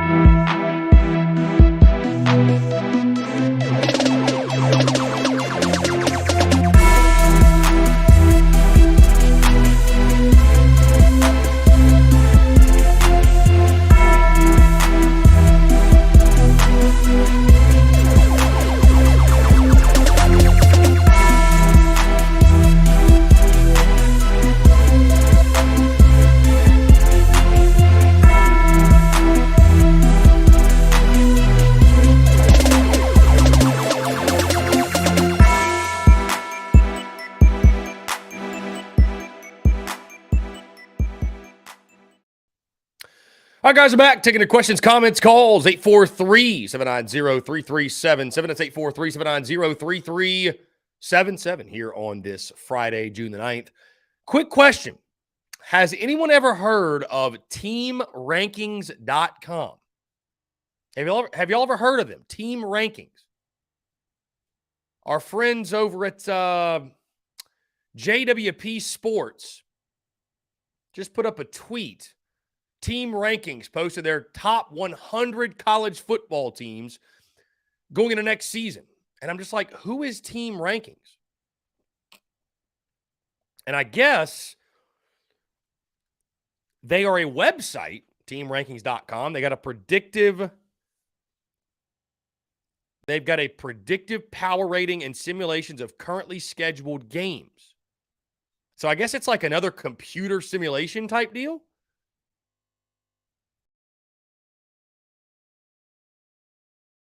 I don't know if this is current or not. Let's see.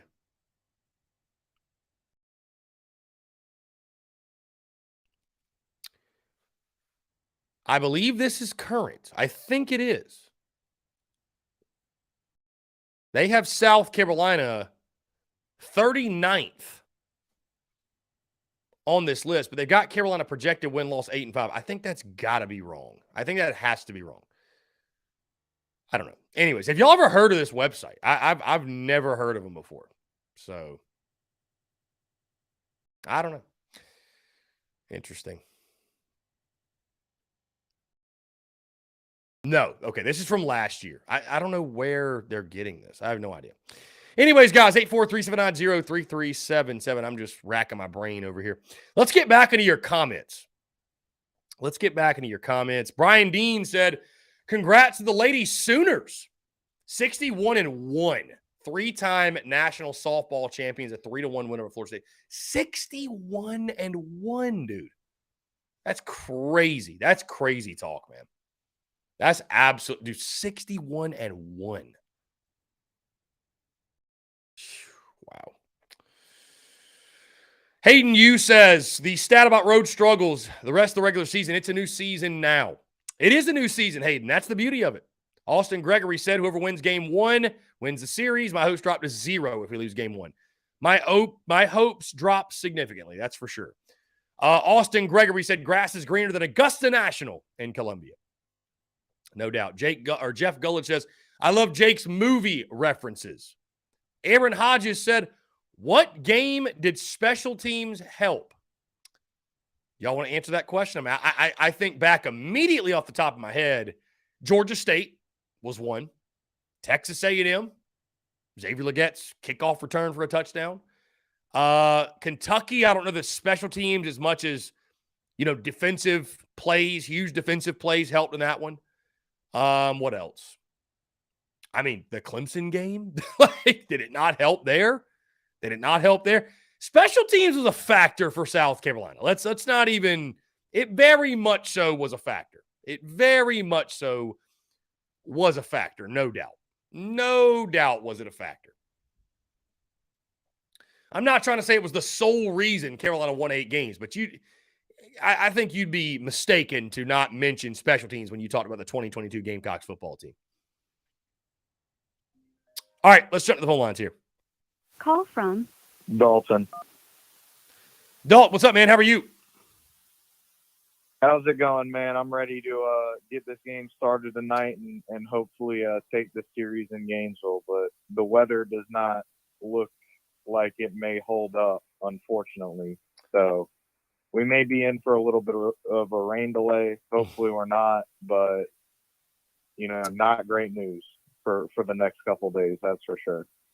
Yeah, I mean, I tell you this. I just pulled up Gainesville, Florida weather on weather.com. Hourly forecast. Right now, it is raining. You are correct. Thunderstorms. At 3 o'clock, it is raining, and I'm talking 100%. 4 o'clock, it goes to 80%. 5 o'clock, 70%. And then at 6 o'clock and beyond, it is 15%, 13%, 12%. So I guess we'll find – I mean, you would think you have a ballpark in Florida, the drainage in there would be elite because it always rains in Florida. So fingers crossed the storms move out quicker than maybe expected, and the field drains well, and they can get the game in. So I fingers crossed. I want to see baseball tonight. I mean, I know as you do as well, but we'll see. Well, what I wanted to sort of ask about is now that we know what basically the rotation is going to set up for, at least for game 1 and game 2, with James Hicks on the mound tonight, and then most likely we're going to go Jack Mahoney in game 2. My question is, do you like how that sets up pitching matchup wise? Because it seems like Florida is going to go their normal rotation, what they've done all year. Brandon Sproat game 1, Hurston Waldrop game 2, and then Jack Caglione game 3. So I'm just wondering if you think that James Hicks tonight is the play. If you like it, if you don't like it, if we could be doing something different. Do you think this gives us the best chance of success tonight in game 1?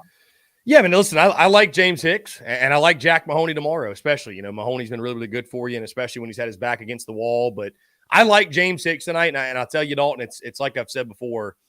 You know, I don't think South Carolina right now has that true dominant number one guy. I mean, Jack Mahoney, I think, has been as close to that as we've seen in regards to the way he has pitched in some big moments. But they don't have, to me, the Paul Skeens. They don't have a Sproat. They don't have a no-brainer like this is our one, right? Like this is our number one guy. That being said, though, South Carolina has, I say that because we've got a bunch of guys that, whether you threw Hicks tonight, Mahoney tonight, Eli Jones tonight, I would feel confident the same in all those guys. You know what I mean? So I like James Hicks. He's thrown it well. His last couple of outings, he's looked really, really good. And, you know, I like him in the ball game, especially against this Florida lineup, keeping the baseball down, using the sink on that fastball. But, you know, it's no secret, Dalton. I've talked about it a lot. I like Florida's depth on the mound more. But, you know, here's the thing. I'll say this. We talk about Sproat, Waldrop, and Caglione. I'm falling in the same trap I did last time, too, because I gave those guys tons of credit going into the South Carolina-Florida series in late April, and South Carolina shelled all three of them. I mean, they just flat out did. So, I mean, this is a Gamecocks lineup that should come in the weekend with a lot of confidence. They've done it before against this group, and, you know, if they can even somewhat, 50% replicate that success, I think Carolina's in for a really, really fun weekend and probably an Omaha trip.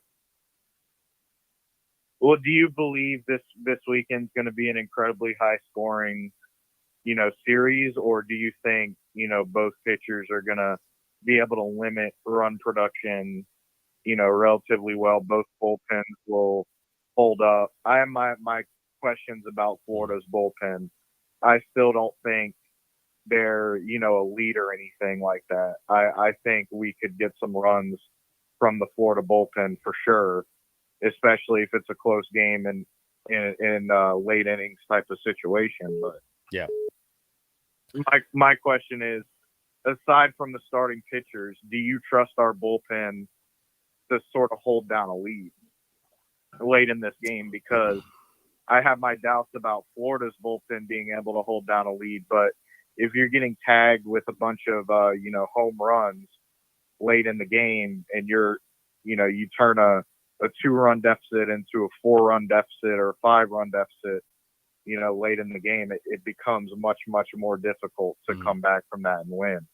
But, ultimately, I trust our lineup more than I trust our pitching staff, although, the pitching staff did do a great job. I mean, you're talking about SEC caliber bats, and I think that Florida is going to score some runs this weekend, but, we're just going to have to outproduce them, I think.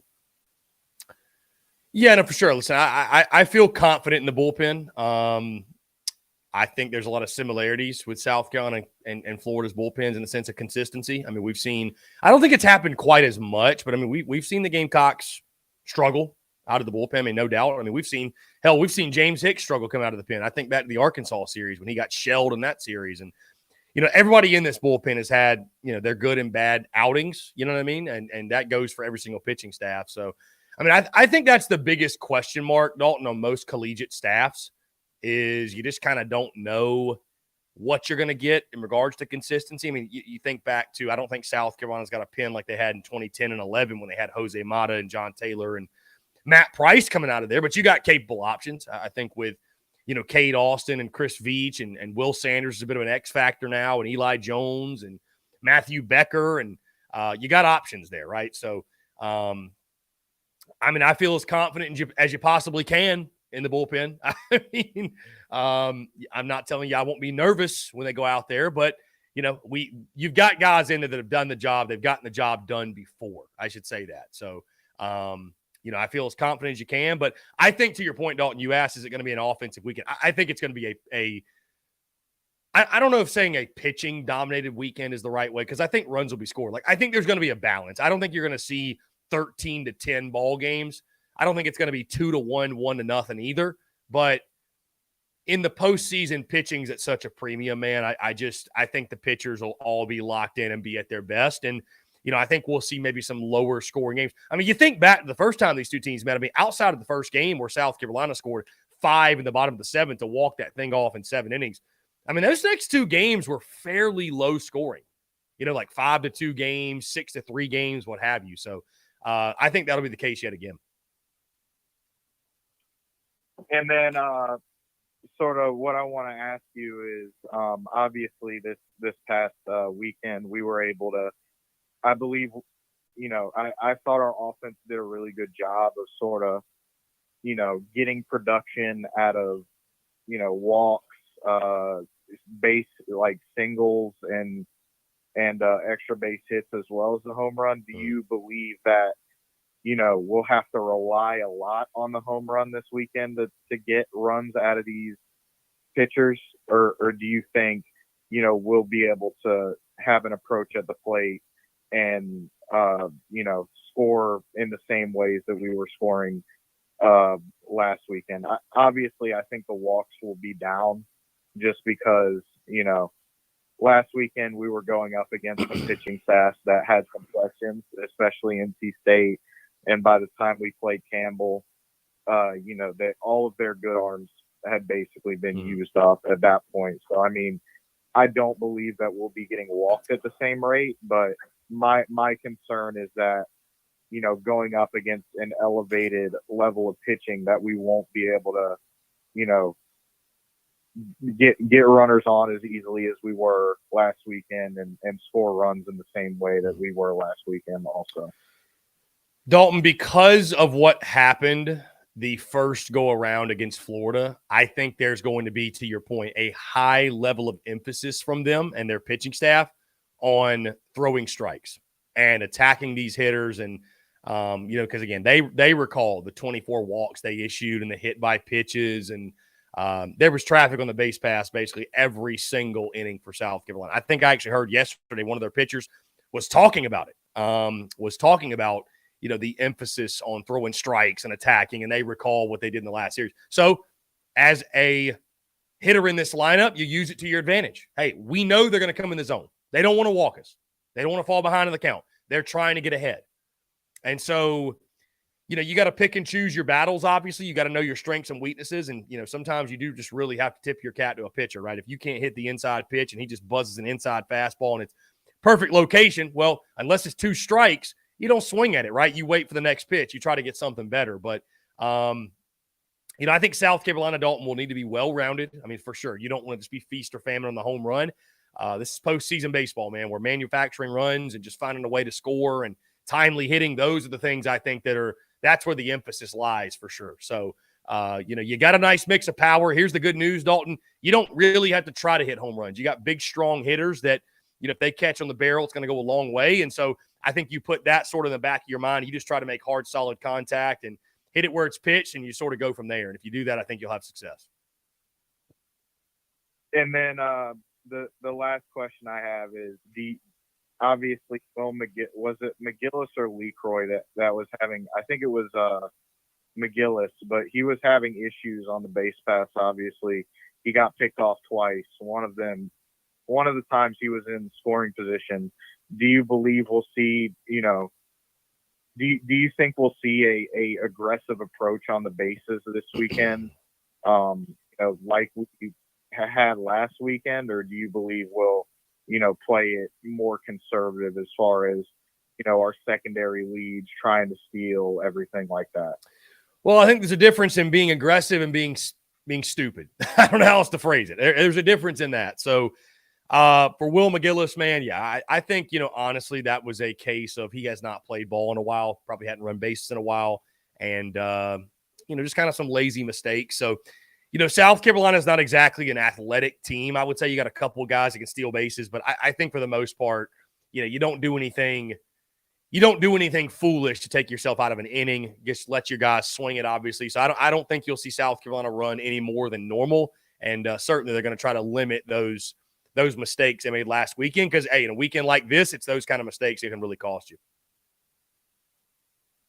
Yeah, well, I'm looking forward to it. Hopefully we can get a game in tonight. If we win tonight, obviously all of us will feel very good about our chances, but I wouldn't count us out. Even if we lose, we have shown that we can win 2 in a row.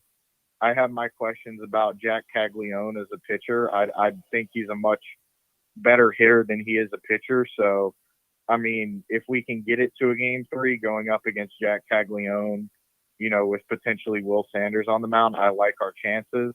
And obviously, the history is there with us in the postseason. Just, we get all the right bounces, it seems like, whenever we play Florida in the postseason, and hopefully it goes our way again this weekend. So, well said, Dalton. Hey, I appreciate the call, man. Looking forward to a great weekend of baseball. We'll talk soon. No problem. Great stuff from our friend Dalton. Yeah, really, really great stuff, man. And looking forward to a great series, too. I was just saying, we have a voicemail here that was left over the break. Okay, cool. Somebody tried to get Nancy's Nook to call back in. Very nice. I just, I guess my question is, like, who has time to sit there and find these troll, what is it? The prank call websites and input that, like, who has the time and the energy to do so? I don't know. Anyways, let's jump to the phone lines here. Call from Just for pleasure. I mean, who has the time to do it? Who has the time? I don't know. The beauty's in the banter, I suppose. Chase Floyd says, we know who does. You are right. We know. Yeah, we know. I think we do probably know, but oh well. It is what it is. Anyways, we'll keep it moving. Let's see. Getting back into your questions. Brewer Nation, if we come out and score 20 against UNC, the shit show will begin. Well, again, the good news is, Brewer Nation, we've got an offense we got a defense we're going up against that our offense should be able to have a lot of success against. So that's the good news. That's the good news. Dave Garrick said, I'll be at the Tire Iron Tavern in Monk's Corner tonight, 8 to 11. If any BCC people want to drop by, there you go. So go see Dave Garrick at Tire Iron Tavern. That is that's a tongue twister, man. Ethan says, the key will be to be aggressive and go out swinging hard from the get-go. Be ready to swing at the fastball early in the count and not look to walk every time. Yeah, being aggressive for sure. Being aggressive for sure is a key. All right, let's jump back to the phone lines. We'll see. Call from Peyton. Peyton, what's going on, man? How are you? Good. How about yourself, Chris? I'm doing fantastic, man. I appreciate you asking. What's up? So I want to talk a little bit about the 2024 incoming recruiting class for Gamecocks football. Mm-hmm. And I don't think you see all the statistics around the country and where they're placing our class at, and I really don't think it's getting enough attention that it deserves, because I saw this statistic the other day of percentages of blue chip recruits. Yeah. And we are right behind Alabama. Alabama has, of course, 100% 4-star and 5-star athletes committed. And South Carolina has 89% of all total recruits in the 2024 class is 4-star, 5-star. I think that just speaks volumes about what kind of recruiter Shane Beamer is and what kind of program he's putting together. And I just think it's a short time before the glory days of Gamecock football return. So what do you Yeah, think? I mean, 8 of 9 commits right now are are 4 or 5 stars. They're all 4 stars right now, but I know the Gamecocks have got their eye on a couple of 5 stars, most notably Dylan Stewart, which I think a lot of people feel really good that he will be a Gamecock at some point. So, and even your 3 stars, Blake Franks, who's 6'5", 310 pounds, offensive lineman out of Greenville. So, yeah, South Carolina, I mean, I think we all agree, man. They're off to a great start in the 24 class. And, I mean, I agree with you, man. I agree with you. Listen, I did not worry about recruiting when Shane Beamer was hired. He did it here before, back under Steve Spurrier, and I thought that was going to be at least that was going to be a strength for him. Like, I didn't worry that he would not thrive in that role. But to do it this quickly is a bit surprising, to do it this quickly. So, yeah, I mean, they sit 11th right now overall in the 24/7 sports team rankings. And, I do agree with you, changing the blue chip ratio of the roster.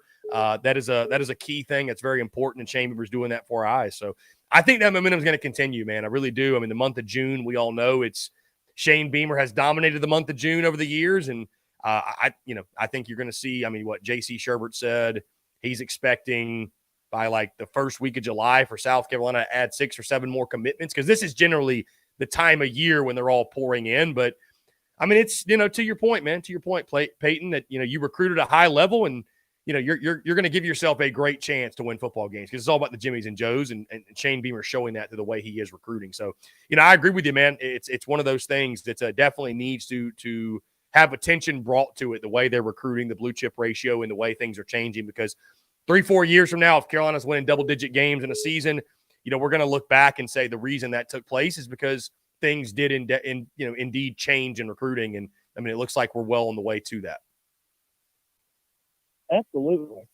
And the major overhaul that has happened under Shane Beamer as far as the South Carolina program goes. So first, he changed the narrative, right? And that's probably the most difficult thing to get underway and start get people talking positive about the program. And the next thing is he's going to start taking, hopefully, the next jump into competing for, I mean, he's starting to change the expectations of the program as a whole. And I'm just curious, what are some expectations of yours coming into this 2023 campaign with a lot of new faces coming in the transfer portal and Rattler returning? Mm-hmm. But what are some of your expectations going into this football season? And when you say expectations, I'm assuming you mean like win-loss expectations, correct? Like what should be the goal, the standard for this season? Win-loss expectation, just the Gamecock attitude that we displayed over the last. I mean, I said this at the end of last year, man. I thought the whole, it made its way on T-shirts and merchandise and became a fun slogan. The whole "drop your nuts" thing from Cam Smith. I think that that should really be the mantra of Carolina football. I think playing aggressively with nothing to lose. I love that style. I love that mentality on a week in, week out basis, and it paid great dividends for Carolina into season last year. For me, and we've talked about this before with different people, but for me, I think the goal should be to match last year's win total, 8-4. I think 9-3 or better is a great season. I think 8-4 is a really, really good season, and I think it continues. I think it sets a new floor for Carolina where it's like, okay, we are 8 wins is kind of our new benchmark, right? And Shane Beamer shows the continued ascension of the program. I don't think 7-5 is a failure. In saying that, I don't think it's a failure. I think it's an okay season. Also not all 7-5 seasons are built equally, so it really just does depend on how that 7-5 plays out, right? Anything below 7-5, I think 6-6 is going to be massively disappointing, and below that's obviously a failure. So, I think the expectations for me, I think, offensively, my expectations is to let your playmakers make plays, play free, play loose. I don't think Spencer Rattler is going to be the guy we saw against Tennessee every week, but be more consistent, not turn the football over as much. And Dowell Loggins, again, let his athletes go make plays. And then defensively, I really just want to see an aggressive defense. I think the defense, admittedly, I think is going to take a slight step back just because of some of the guys you lost and some of the questions you have up front. But that doesn't mean they cannot be very serviceable, if not even better, and, make plays for you down the stretch. And, of course, special teams, I just expect them to continue to do what Beamer Ball does, man, which is make big plays and change the games. And, All that being said, I think the expectations of getting to 8 wins or more, I think, is very fair in year 3 of Shane Beamer. And I think you've got the pieces to go out and win 8 games. Now, can they put it all together? We shall see. But, those are roughly, my friend, my expectations for the season. And I think they're all very, very achievable. Absolutely, man. Well, great things to come ahead. Hopefully, fingers crossed. Hopefully, we'll get after that horrid orange team from the upstate again this year and start that streak back how it should be. And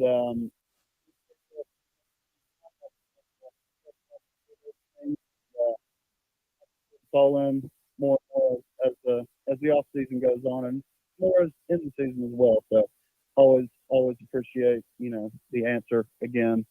And go Cox, and thank you, Spurs Up Show. Peyton, you're the man. I appreciate the call, man. Thank you so much. Yeah, man. Yeah, man. Take care. Great stuff from Peyton. Appreciate that. Guys, we're going to jump into one final break. On the other side, I want to continue to hear from you. More of your questions, your comments, your calls, and more on the other side of the break. You're tuned in to the Daily Crow. Attention all Gamecocks seafood lovers. Are you tired of searching for the freshest seafood in town? Look no further than the Carolina Fish Market, your go-to destination for the finest and most flavorful seafood in the Carolinas and beyond. Introducing the new Carolina Seafood Subscription Box, a culinary delight delivered right to your doorstep. Each month, you'll receive a carefully curated selection of fresh local seafood sourced directly from the waters of the Carolinas and beyond. From succulent shrimp to mouth-watering grouper to flounder or tuna and everything in between, their subscription box brings the ocean's bounty straight to your Gamecock kitchen. What sets the Carolina Fish Market apart is their commitment to quality and sustainability. They work closely with local fishermen and women who use responsible fishing practices, ensuring that every bite you take supports both your taste buds and our precious marine ecosystems. They've even won Best Seafood 5 out of the last 8 years. But that's not all. They're offering free shipping to all TSUS listeners on every Carolina Seafood subscription box, making it even easier for you to indulge in the flavors of the coast. Experience the convenience and joy of having fresh seafood delivered right to your door without any of the hassle. Don't miss on this incredible opportunity to elevate your culinary adventures with the Carolina Fish Market's Carolina Seafood Subscription Box. Join the seafood enthusiasts across the nation who are savoring the taste of the Carolinas, one delectable bite at a time, and just in time for Father's Day. Visit their website today at carolinafishmarket.com. That's carolinafishmarket.com, and embark on a seafood journey like no other. Freshness, flavor, and convenience await you. Order your Carolina Seafood subscription box now and use the promo code SPURSUP, that's SPURSUP, for $10 off your first purchase. Again, that's promo code SPURSUP, SPURSUP, for $10 off your first purchase. The Carolina Fish Market, where taste meets the ocean.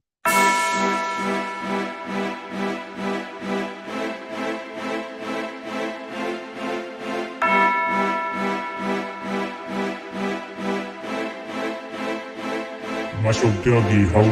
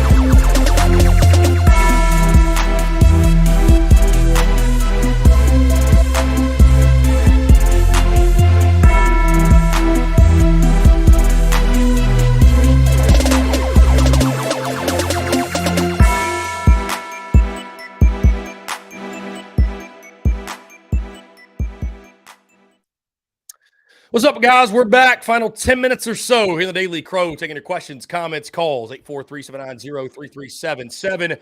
That is 843-790-3377. I couldn't help but think about this over the course of the break. You know, we get troll accounts in the chat, and we get troll phone calls and all kinds of guys. It's literally June the 9th. Can you imagine during football season? Can you imagine what this is going to be like during football season? That being said, let's jump to the phone lines. Here we go. Call from Big cock. What's going on, man? How you doing? Doing good. Great to be a Gamecock. Yes, Christopher Phillips, you're going to listen to me really good and loud and clear, okay? South Carolina's going to the playoffs and winning the national championship. And also, and two, Spencer Rattler's winning your Heisman this year. Go Cox! Okay, I can respect that. I can respect that. You heard it there. That's it. Let's end the show now. I mean, I think that's a great note to go out on, honestly. There you go. How about it? Hey, we got Super Regional Baseball on right now, by the way, guys. UVA is down 1, down to their final 3 outs of the game. Duke is looking to take game 1 of that series. So, there you go. There you go. Anyways, those guys, I was just thinking again, the craziness that is the calls. You know, we're doing post-game call-in shows after every single football game. That's going to be a thing. Post-game call-in show probably go live 10 minutes after the game ends for football.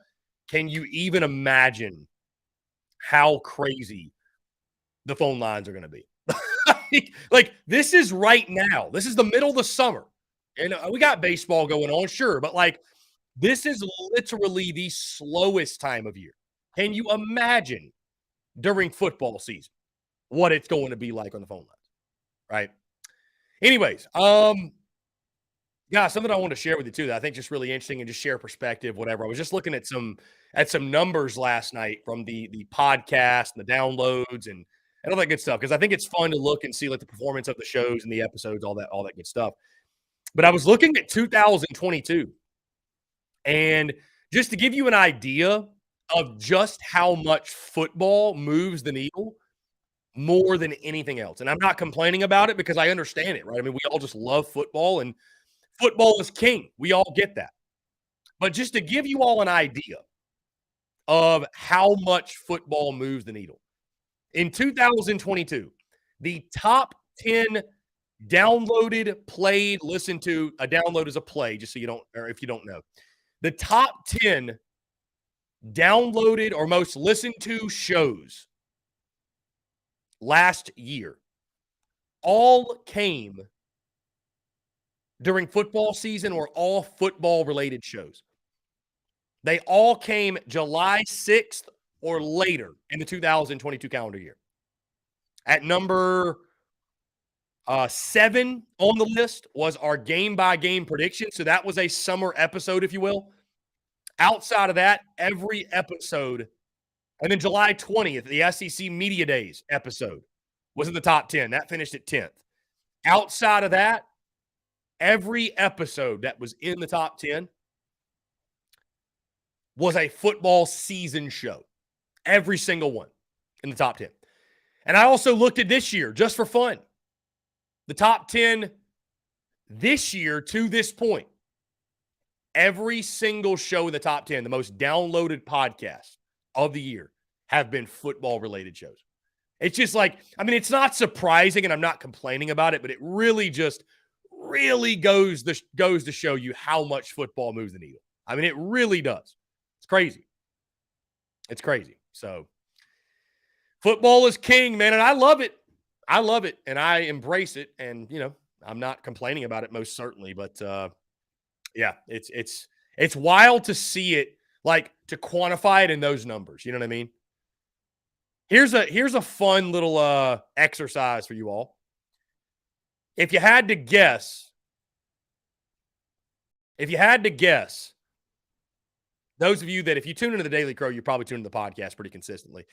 If you had to guess, what was the most downloaded episode of the podcast of 2022? Like which show? Do you think it was the game preview show of this certain game, the game reaction show like the Monday after of this certain game?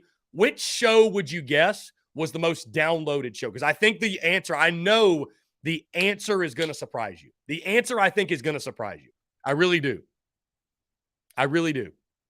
If anybody wants to take a guess, you're more than welcome to. But I think the answer will indeed surprise you. Let's see if anybody gives a guess. Let's see. So how about LSU, by the way, is letting their students in for free? How about that? That's impressive. It's very impressive. Jeff Gullidge says Monday after Florida. And I understand why you would say that. You know what's funny? That one did not even make the top 10. Because to your point, Jeff, I honestly thought that would be in there. Chase Floyd says, after Tennessee or after Clemson? Believe it or not, Chase, neither answer is correct. The Monday after Clemson show was number 2. It was the second most downloaded. The Monday after Tennessee was the 5th most downloaded. I'll give you 3 and 4 too. Number 3 was the Monday show after Arkansas. And number 4 was the Monday show after Kentucky. Jeff Gullidge says Monday after Missouri. See, Jeff just thinks everybody just tunes in when things are going bad. Let's see. The Mizzou one, that did not make the list either. That didn't make the top 10. Number 1 by like 100 downloads, but it was, and let's see, Mayhem Monday after Georgia. No, that one finished up. That one was number, 6 on the list. Monday after A&M did not even make the top 10. The most downloaded show last year, the Monday after the Georgia State game. Believe it or not, by 100 downloads, 120 downloads over the Monday after the Clemson game. Isn't that interesting, though? Isn't that really interesting that the Monday after Georgia State was the most downloaded show of the entire 2022 calendar year? And I think it's just one of those things where you're so excited for football and you're so ready for it. Maybe, I don't know. I like it's honestly, I'm shocked it wasn't the Clemson one. I'm shocked. You know what I mean? So the Monday after Georgia State, again, it's by 120 downloads. So we're kind of splitting hairs there, but still it's pretty crazy to see. It's pretty crazy to see. The rest of the top 10 though, the rest of the top 10 look like this. Again, Monday after Georgia State, Monday after Clemson, Monday after Arkansas, Monday after Kentucky, Monday after Tennessee. That's the top 5. Monday after Georgia was number 6. Game by game predictions, part 2, I think. Maybe this is part 1. Part 1, I think. Yeah, part 1 is number 7. Depth chart reactions and the Georgia State game preview was number 8. Position unit preview, wide receivers, opening line, something. This episode was published August 17th. That was number 9. And then number 10, finally in the top 10, SEC Media Days recap, Shane Beamer's dance moves, win SEC Media Days at number 10. So interesting. It's interesting nonetheless. It's very interesting. But yeah, Monday after Georgia State, I think people just get so, but you know what's interesting? You see the numbers kind of fall off as Carolina lost, like when we went through that lull in the middle of the season. It's why when people say, like, would you rather Carolina win? Like, if you don't think I'm pulling for the Gamecocks, guys, winning is good for business. I can guarantee you Monday's show and Monday's content is going to be much more listened to if Carolina punches their ticket to Omaha versus loses to Florida. I can assure you. With that being said, guys, we've hit 3 o'clock. I appreciate you all tuning in. Thank you all so much. We got a jam-packed weekend. Lots going on. I hope to see you out at Carolina Ale House, Woodruff Road in Greenville, South Carolina, as we watch the Gamecocks take on Florida in the Gainesville Super Regional. And guys, do not forget, Sunday night, the Rowdy Rooster Rundown will go live as we break down everything that happened over the weekend, and I give my immediate reaction and thoughts to everything. So we'll talk at that point. We'll talk on Monday, guys. Thank you all so much. Head out to your local Carolina Ale House. If you're in the upstate, head out to Carolina Ale House, Woodruff Road, and hang out with us as we watch the game. Guys, appreciate you all tuning in. Thank you all so much. Have a great rest of your weekend. Go Cox, beat Florida, and we will talk to you all on Sunday night.